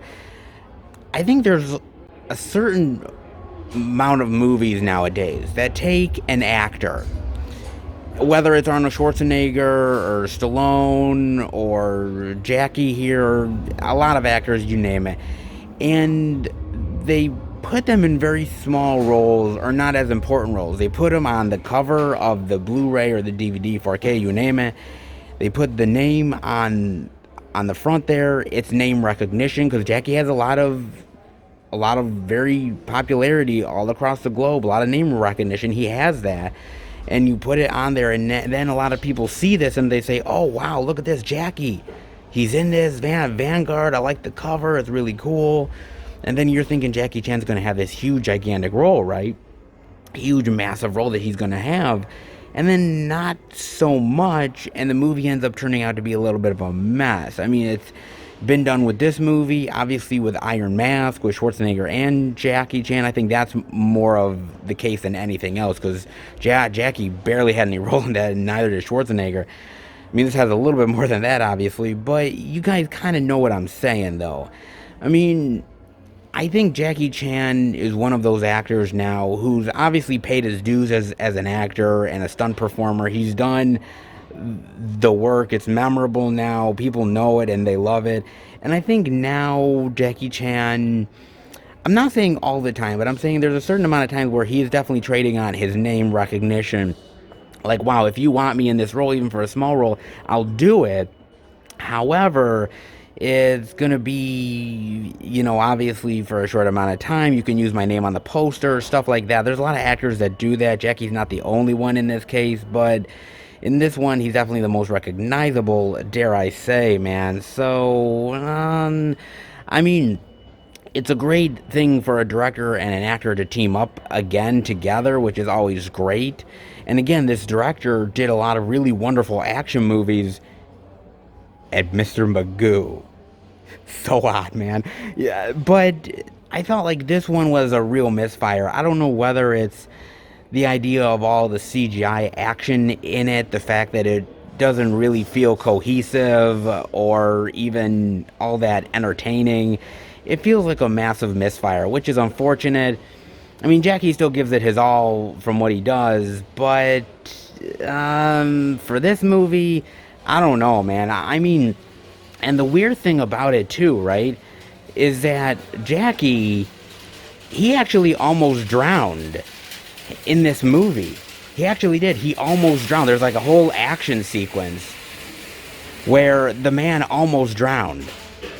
He was filming some sort of river fight scene, action scene, and he was down there for a long time, and he finally came back up, and everyone was like in tears. The director was in tears. They're like, oh my God, Jackie's alive. And I'm thinking like, dude, if Jackie died on Vanguard, I'd be pretty pissed. I ain't gonna lie, man. If he died in this movie, I'm like, boy, man, like, come on, there's better movies to die on.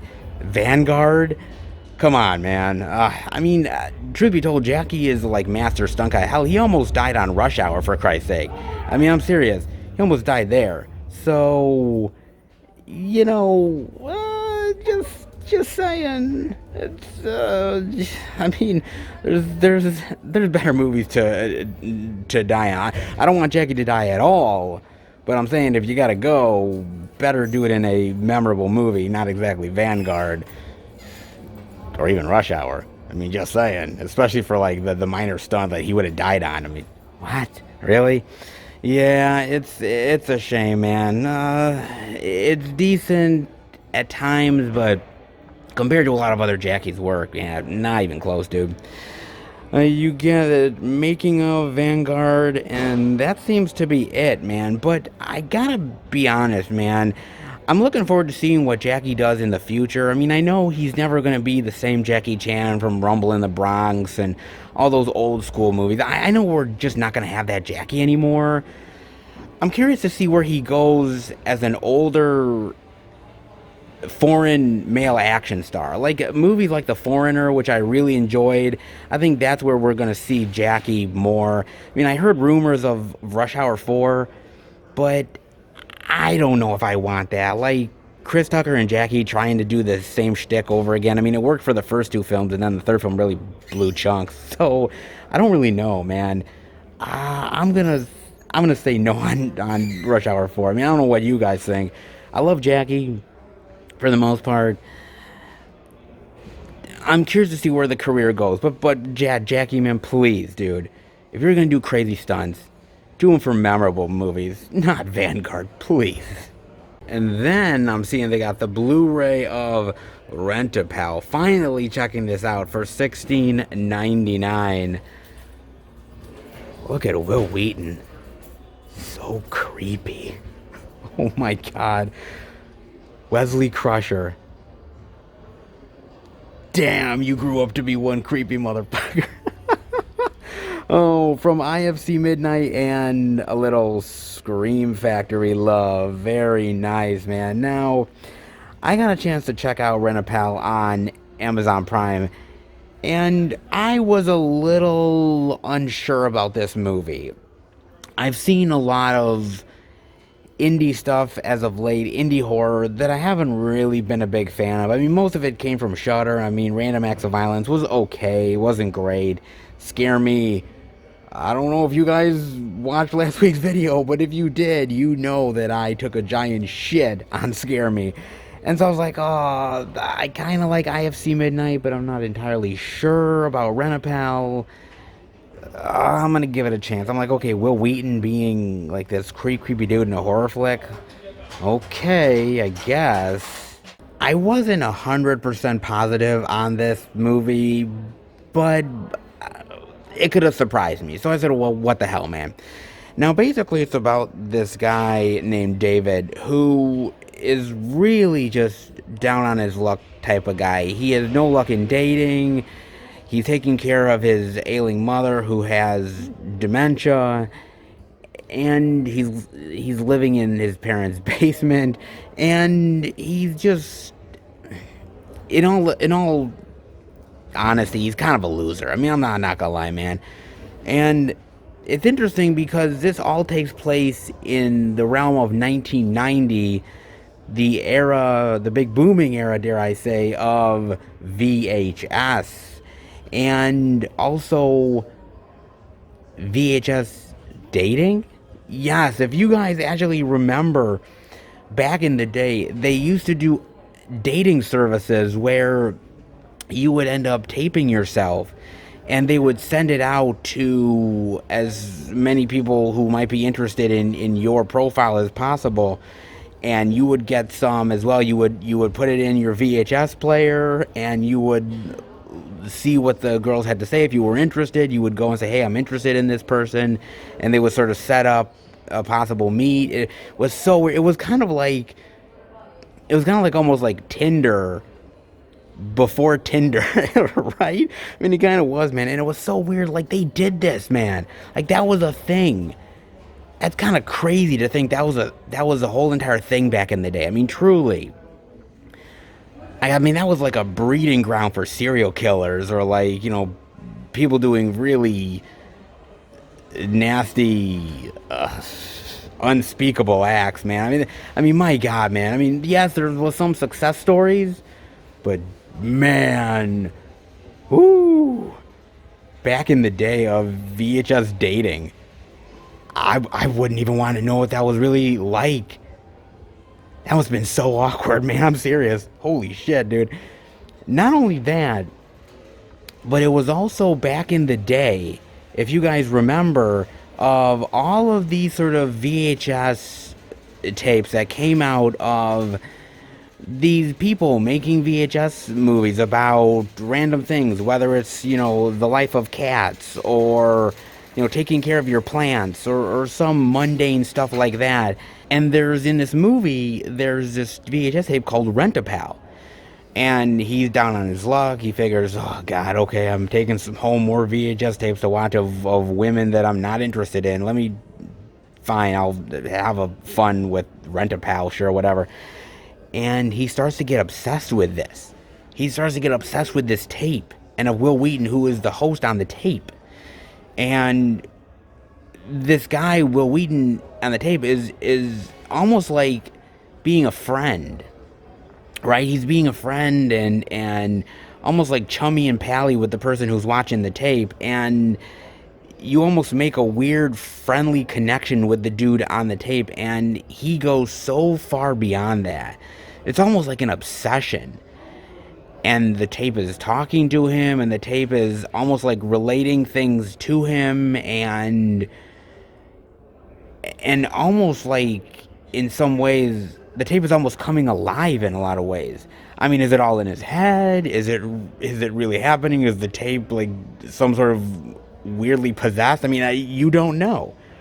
And I think that's the fascination with it. And how weird is this, guys? Because from what I gather, Rent-A-Pal is actually based off of a VHS tape from back in the day that's really infamous called Rent a Friend.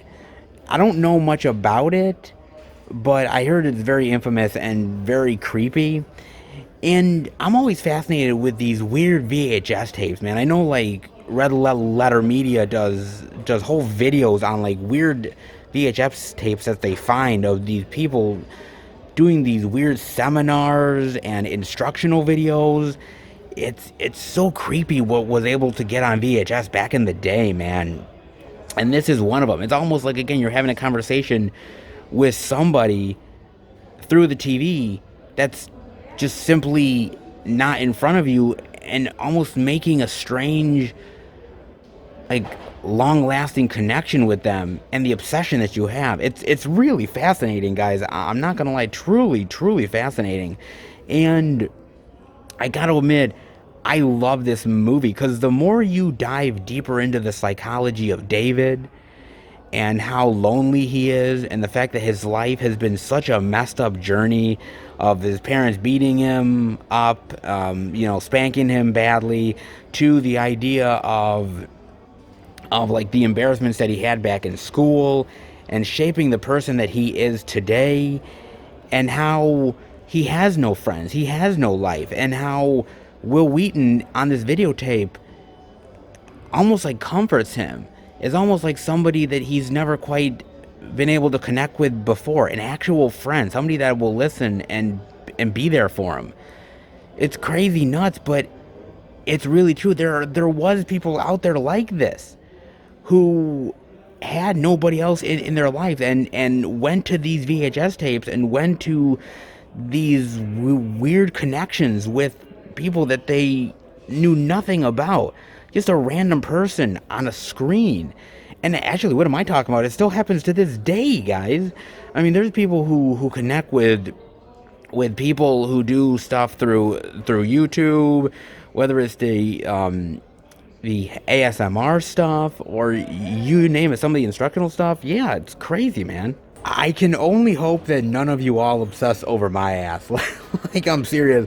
Like, but I guess it's kind of expected, isn't it? I mean, we're just trading one platform for the next, right? I mean, this was a whole thing with VHS. It turned into, now with more social media aspects to it. I mean, the idea of obsession isn't exactly anything new. I mean, there's been some very interesting movies that have tackled that to some degree within the social media world that I've really enjoyed. But I love the idea of an old school idea like this, of this down on his luck, very susceptible to influence, taking this VHS home, thinking this is a mundane thing, why am I doing this, and becoming obsessed with it to the point of lunacy, to the point that this person is literally talking to them and influencing what they say, what they do, and even getting them to kill. That is fascinating to me. The psychology of that is truly fascinating, man. And I think they dive into this perfectly. I love Brian Landis Folkens here. He plays such a really great, just shrub of a guy that on one hand you feel really bad for him. I mean, truly, you feel really bad for this guy, and you feel like, God, I wish I could just come through the movie and give him a hug and just say, dude, it's gonna be okay, man. And then on the other end of the spectrum, you're like, this guy is cuckoo for Cocoa Puffs. He has lost his mind, like to the nth degree. And I don't know, man. Like, this guy doesn't need a VHS tape. He needs therapy. He needs a hardcore therapist in like the worst way possible, man. I mean, to get over some of this underlying issues that he has. Don't put your problems on Will Wheaton. I mean, if Jean-Luc Picard wasn't a big fan of him, why would you be? Oh my God, man. And I gotta give Will Wheaton a lot of credit, because he is awesome in this role. I mean, he's so friendly And you come across like, oh, this guy is a genuine friendly guy. And then slowly but surely, the more you watch the VHS tape, you're like, this guy is like really manipulative. And you're like, what is this dude's deal? And you keep on thinking to yourself, like, is all this in this guy's head? Is this really happening? Like, what was the intention of making this thing? I'm going to be honest with you guys. I went into this movie, I wasn't expecting much. Okay, I'm not going to lie. I was sitting there thinking to myself, this movie's going to be a dud. It's going to be a dud. It's going to be not very scary. It's not going to have the type of undertones and the psychological terrifying aspects that I thought it was going to have. And I even thought, like, even the title, like, Rent-A-Pal, I'm like, oh, okay, God, it's going to be another scare me, isn't it? Don't get me started on that motherfucker. I thought it was going to be, man, I'm serious. I thought it was going to be, and I thought I was going to be so pissed after watching this. But I literally went through the movie. I was embarrassed for this guy. I was feeling for him. I was terrified. I was scared of him. It really goes in some really edgy, dark, and creepy places, man. And I was not expecting that, especially with this film. But it works. And it works because the actors are committed to it, the director is committed to it, and I think when you set it in the 90s, there's something authentic about it. Authentic about that dating world where, you know, these poor suckers would end up, you know, filming a little segment on a VHS tape hoping to get a girl, and these companies, you know, just basically greedy companies wanting their money and forcing them, and the idea of the desperateness of it, and the idea that there's a VHS tape out there that you're going to feel for somebody and you're going to connect with somebody through the TV. It's been explored in so many ways, man. I mean, even a movie like Videodrome did it years and years ago. I'm not saying this is even anywhere near classic to Videodrome, but it's so well done. And I was really at moments on the edge of my seat, and I really liked it. I was really blown away by this movie. This is way better than I had any anticipation it was going to be, and it was awesome. Truly, truly awesome, man. You get here, the making of Rent-A-Pal. Hi, I'm Andy, featurette. Creepy motherfucker. You get meet your matches and a theatrical trailer. Look, I'm going to be honest with you guys. I'm going to be real. There's a lot of indie horror that you come across, either through IFC Midnight or Shudder, that you think to yourself, man, this is really bad. This is terrible. And I don't know how they get through it. But then you end up thinking to yourself, you're thinking, you know what? Some of it is good. You gotta wade through a lot of shit and a lot of crap in order to get somewhere good with some of these indie horror flicks. But when you find a good one, it really is worth it. And Rent-A-Pal, crazy enough, is very much worth it. A great premise with a great old school idea of VHS tapes influencing you. So great and so well worth it. And the movie was awesome. Really well done. On the edge of my seat, very psychological, and oh man, there was actually people like this back in the day. My God. Actually, what am I talking about? There's people like this now that are watching my videos. You guys, don't be obsessed with me, please. I won't influence you in any negative ways. Or maybe I will. And then I'm also seeing they have the complete series DVD of Power for $54.99. Oh, that's a nice big ass set.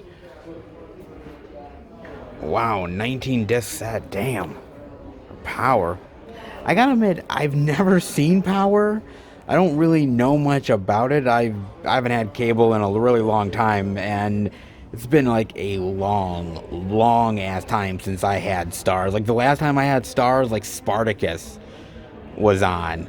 Like that TV show, man. Like that Spartacus show. Like, dude, it's been a long ass time since I've had Stars, man. A gritty crime epic.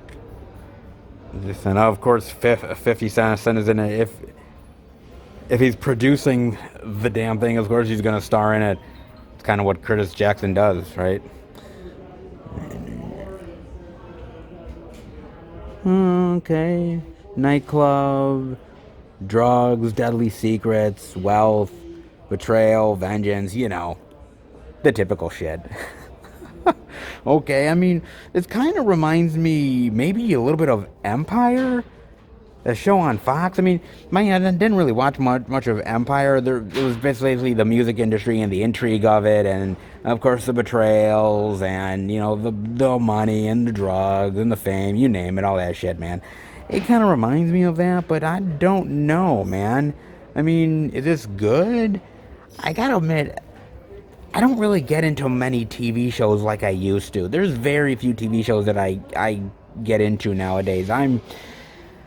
It's not that I don't have an interest in TV shows anymore, because I do. I really do like some stuff out there, but some of the stuff nowadays doesn't really interest me. I'm not really a fan of these type of TV series. Like, movies like this is really cool, like New Jack City or The King of New York. Like, that's really cool. I like that stuff. This, not so much, man. I'm not always a big fan of this type of TV series. I'm more of, like, when it comes to TV series, I'm more of like a sci-fi guy or a horror guy more than anything else. Not really this type of show. I mean, it's probably good intrigue. I mean, it got 6 seasons worth, so it can't be half bad, right? And on Stars, you could go like the full length of doing a little bit more grittiness than doing something on Fox or NBC or ABC when you're held to a little bit of higher standards that you can't really show as much. With something like Stars or HBO or Cinemax, you can show a little bit more, so that might help in his benefit too. Possibly. Well, if you guys know much about Power, definitely let me know. I mean, some good features on there too. Not bad. Some gritty crime goodness. Possibly. And one other thing I'm seeing here, guys, is they have the Blu-ray of Star Wars: The Clone Wars: The Lost Missions for $17.99. I had to show this off because I love the slip there with the green. I kind of wish the Blu-ray case was green as well, man, because that would have been really cool. But I love that cover, man, with Yoda and the lightsaber and the Stormtrooper. Very cool, man. Includes a Clone Wars documentary and never before broadcast story reels. Interesting. The Lost Missions from that. Interesting.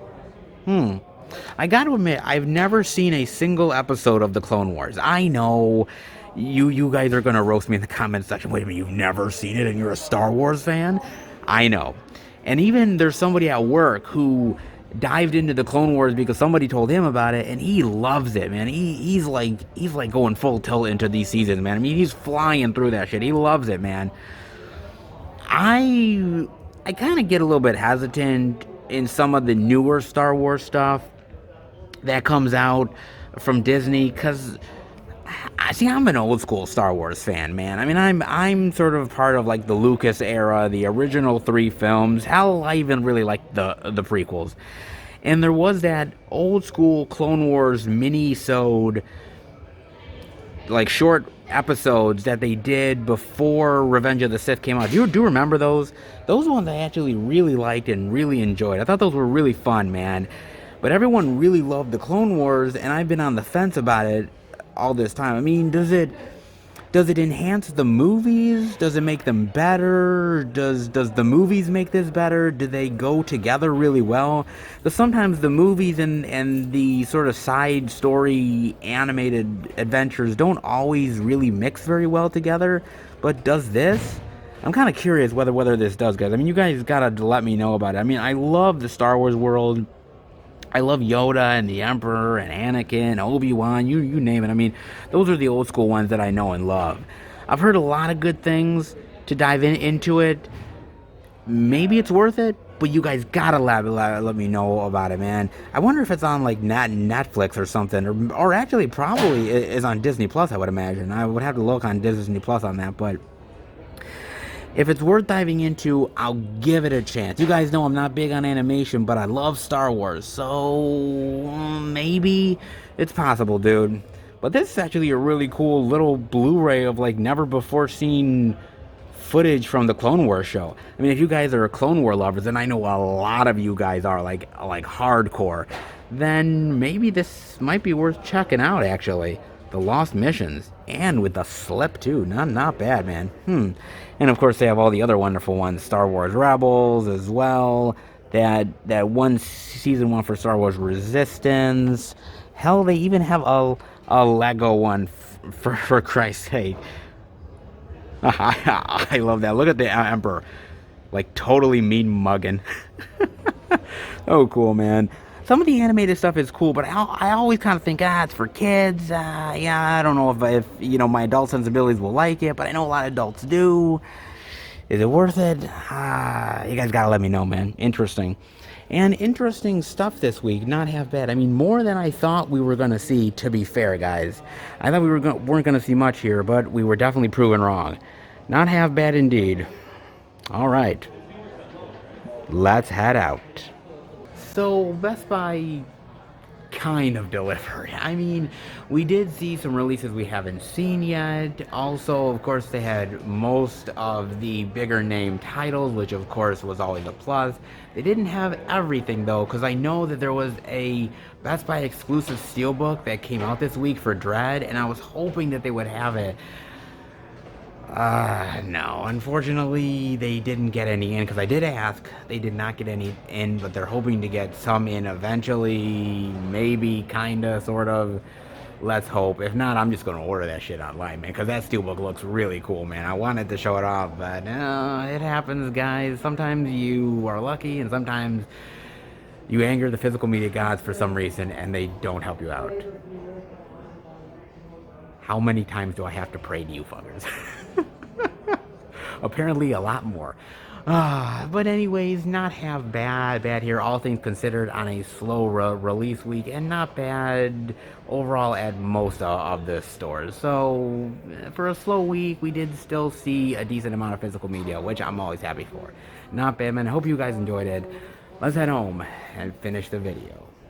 Alright, everybody, that'll do it for the Blu-ray and DVD out and about video this week. And man, what actually ended up at first that I thought was going to be a very slow and mundane release week, not a lot to show off, actually turned out to be pretty damn plentiful, dare I say. It really did, man. Beyond my wildest dreams, and some weird adventures that I went on this week. I mean, literally helping the first Walmart put out the physical media for the customers. That was a first. and just finding all the really great physical media in between, and some really great movies we're talking about. Man,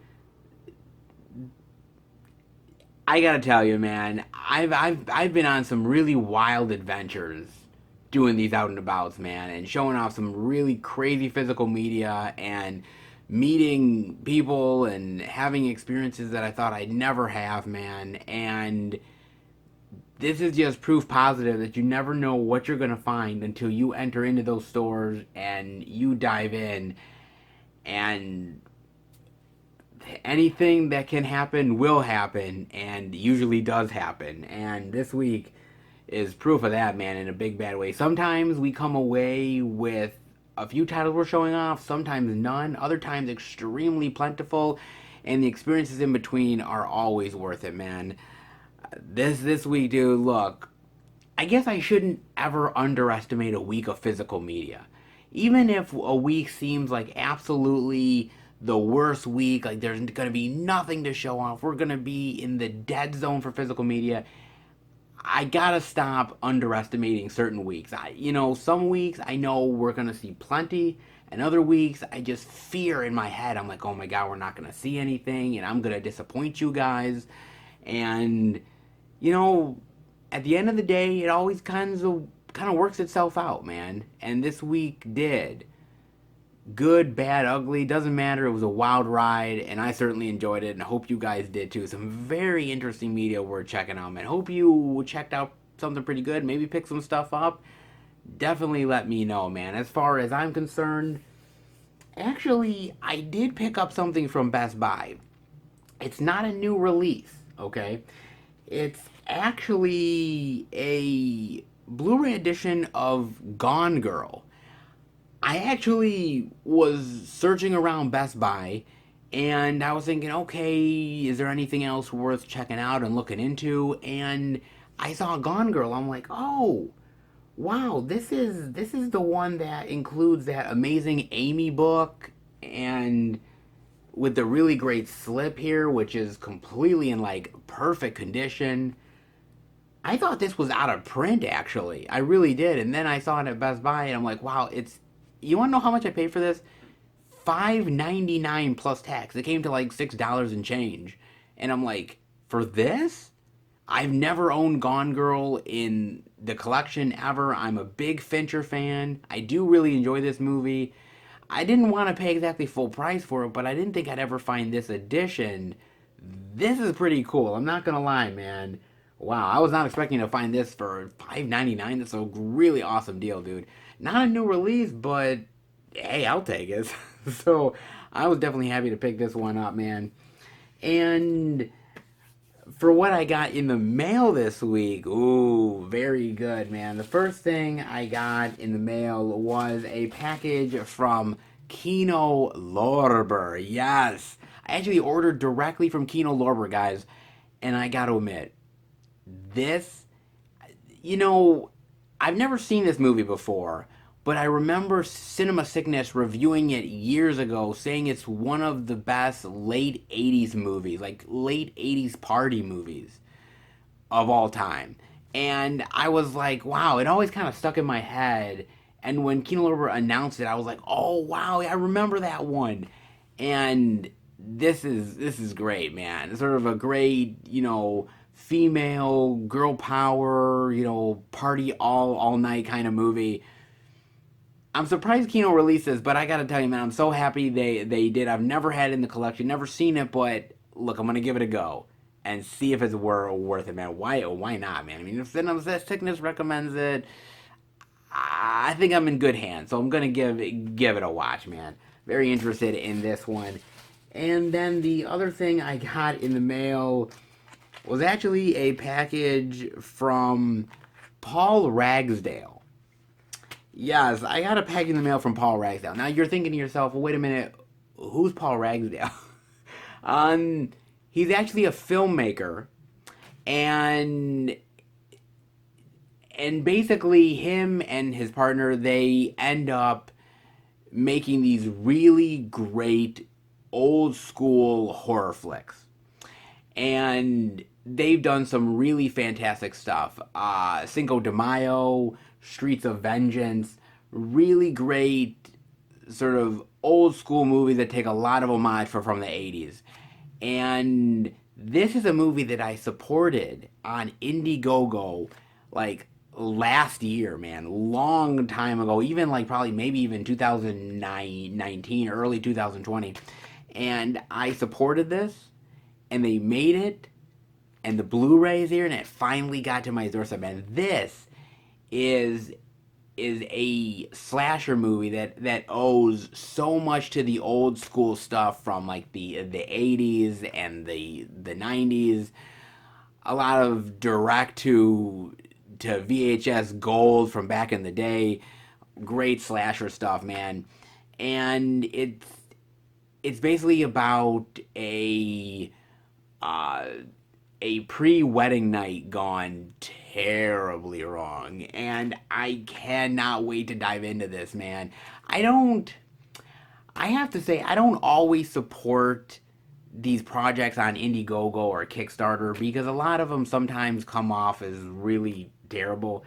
But I ended up supporting Paul and his partner on Streets of Vengeance. And I was really happy with that movie. and I thought it was really amazing. And so I said, you know what? I really love their work, and they're really creative souls and really nice human beings and really great people, and just a really great creative team. And I thought to myself, I said, okay, I'm gonna support them. And I ordered the Blu-ray, and I can't be happier, man. I love slasher movies. I love movies that take a lot of really great homage and creativity from the old school horror stuff.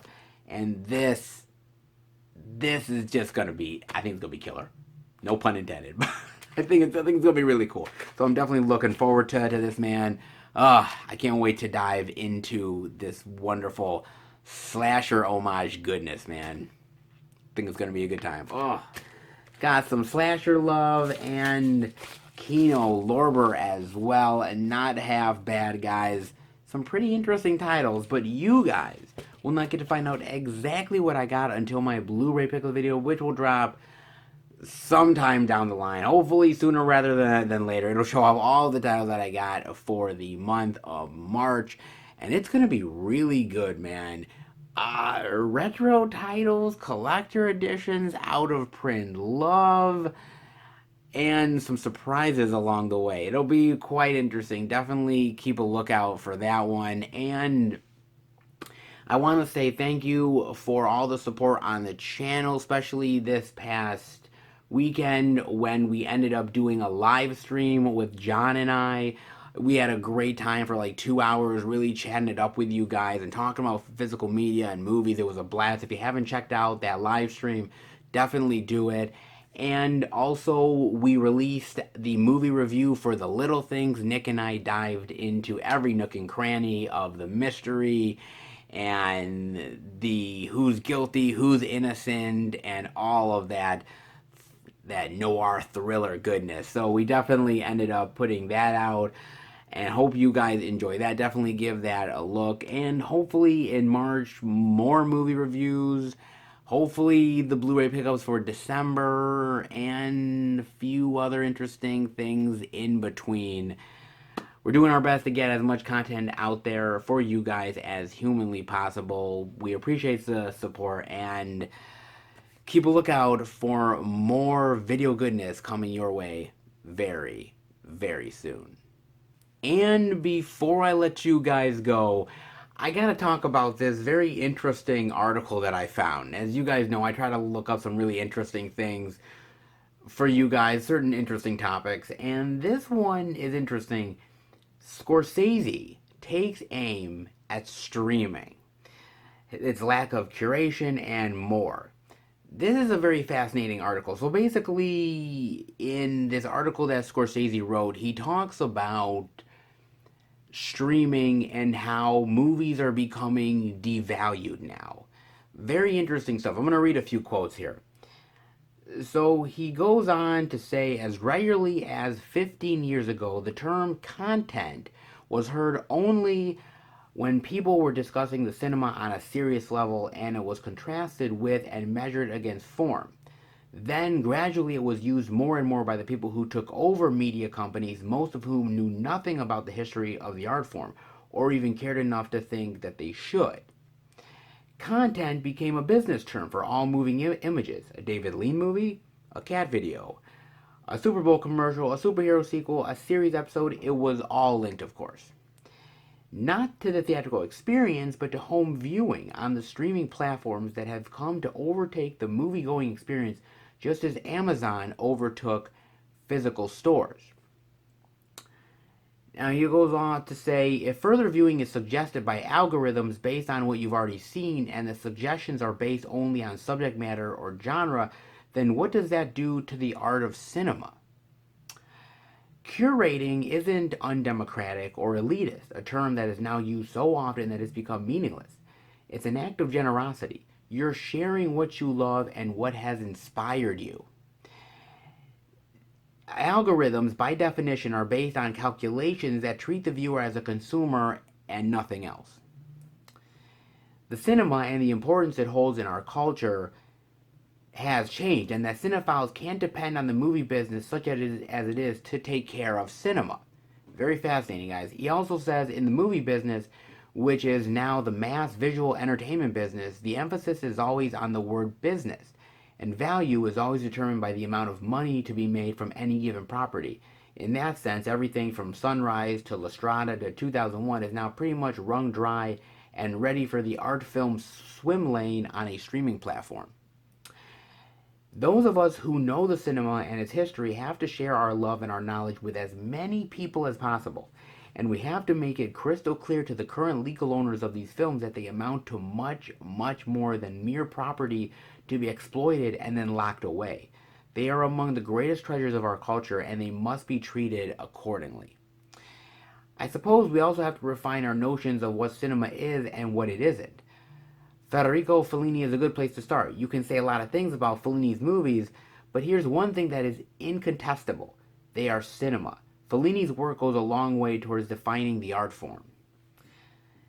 And he goes on to say a few other things about content. I mean, he does end up saying that basically that he understands that there would be no The Irishman without Netflix. He understands that, and he's appreciative of it.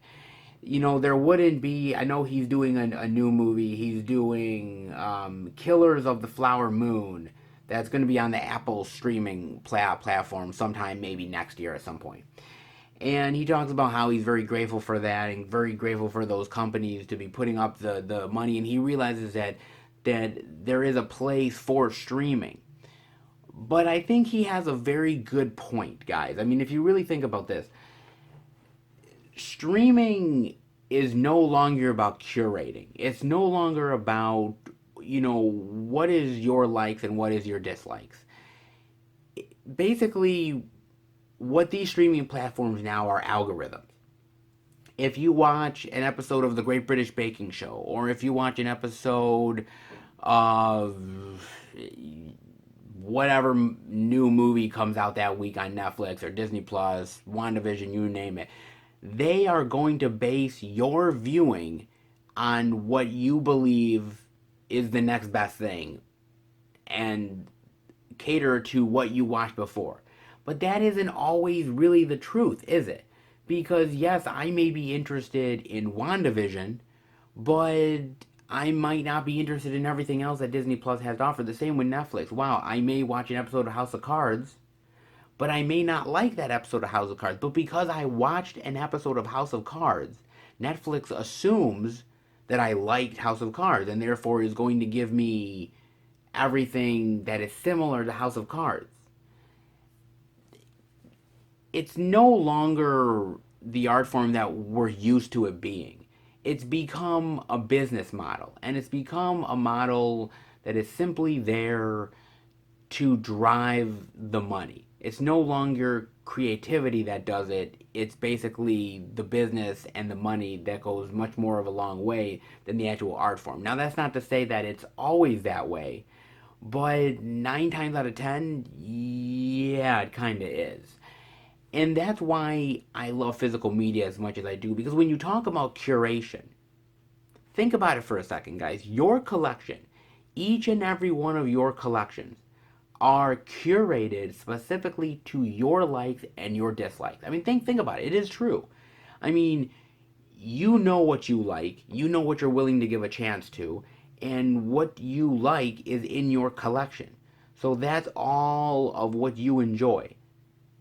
No one's basing your thoughts and your opinions and your likes and dislikes on an algorithm that is supposed to be perfect for your viewing habits. No. You know what your viewing habits are.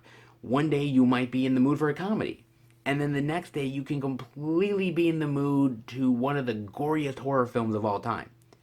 It's possible. The algorithm does not account for your mood, does not account for situations in your life. It goes off of a viewing habit of a one-time deal, and it assumes that it knows everything about you from that one time. That's the tough thing about it. And also, I think what Scorsese is coming down to as well, guys, is the idea that movies are in art form, and the business is not built for the art form. And what I mean by that is, I mean that yes, we put new titles onto these platforms. Yes, we put newer movies onto these platforms. However, what about the older titles? What about the stuff from the 1920s and the 1930s, the 40s, 50s, and so on?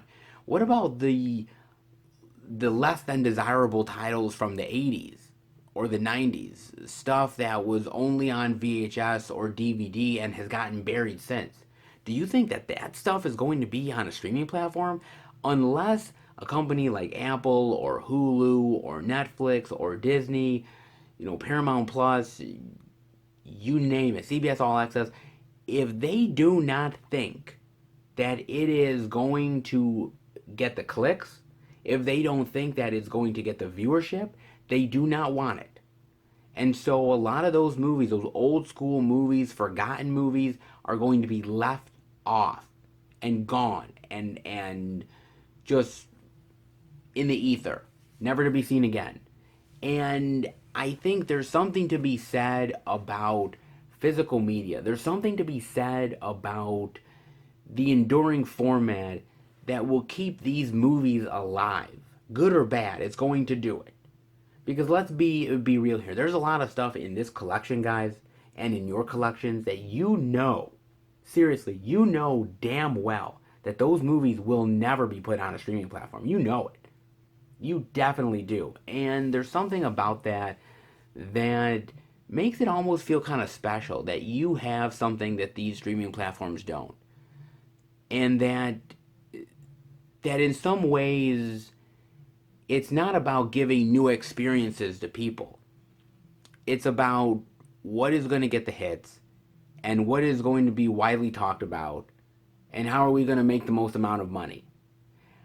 I think that's why I love physical media as much as I do, guys, because at the end of the day, it's really about the love of cinema that drives every single physical media lover out there. It really does. Yes, the collecting is for the collecting, but at the same time, you know what you like. You're going to get it. And I think the fact that we go out of our way to share our love with others and recommend things to people and have that really great cycle of showing off older titles, experiencing new films, and really giving those recommendations to people and really having a great sort of dialogue and cycle of film and cinema in general, I think really drives the movie lovers and the physical media fans. I'm not saying that there isn't a place for these streaming services, because I think there is. And I think no matter what I think about this today, no matter what Martin Scorsese thinks, they're not going away. Streaming services are here to stay. So we have to deal with this. We have to reconcile the fact that this is a thing now. And that I think we need to understand that on one hand, it's great to have these out there and these streaming platforms for a lot of the newer content that is coming out, and filmmakers can use that platform in a very positive way. But we also have to understand that these platforms will not show a lot of movies that really deserve to be seen. And the art form and the curating aspect of it really has to come from the fan base, you guys. And if it comes from you guys, then it's genuine and it's real, and you're doing a great cycle of sharing the love of cinema and movies with other people that will share that with others, and et cetera, and so on and so forth. And that title that might have been in a very closeted world opens up just a little bit more. Something that maybe Netflix wouldn't do. Because Netflix, you have to remember, guys, has a whole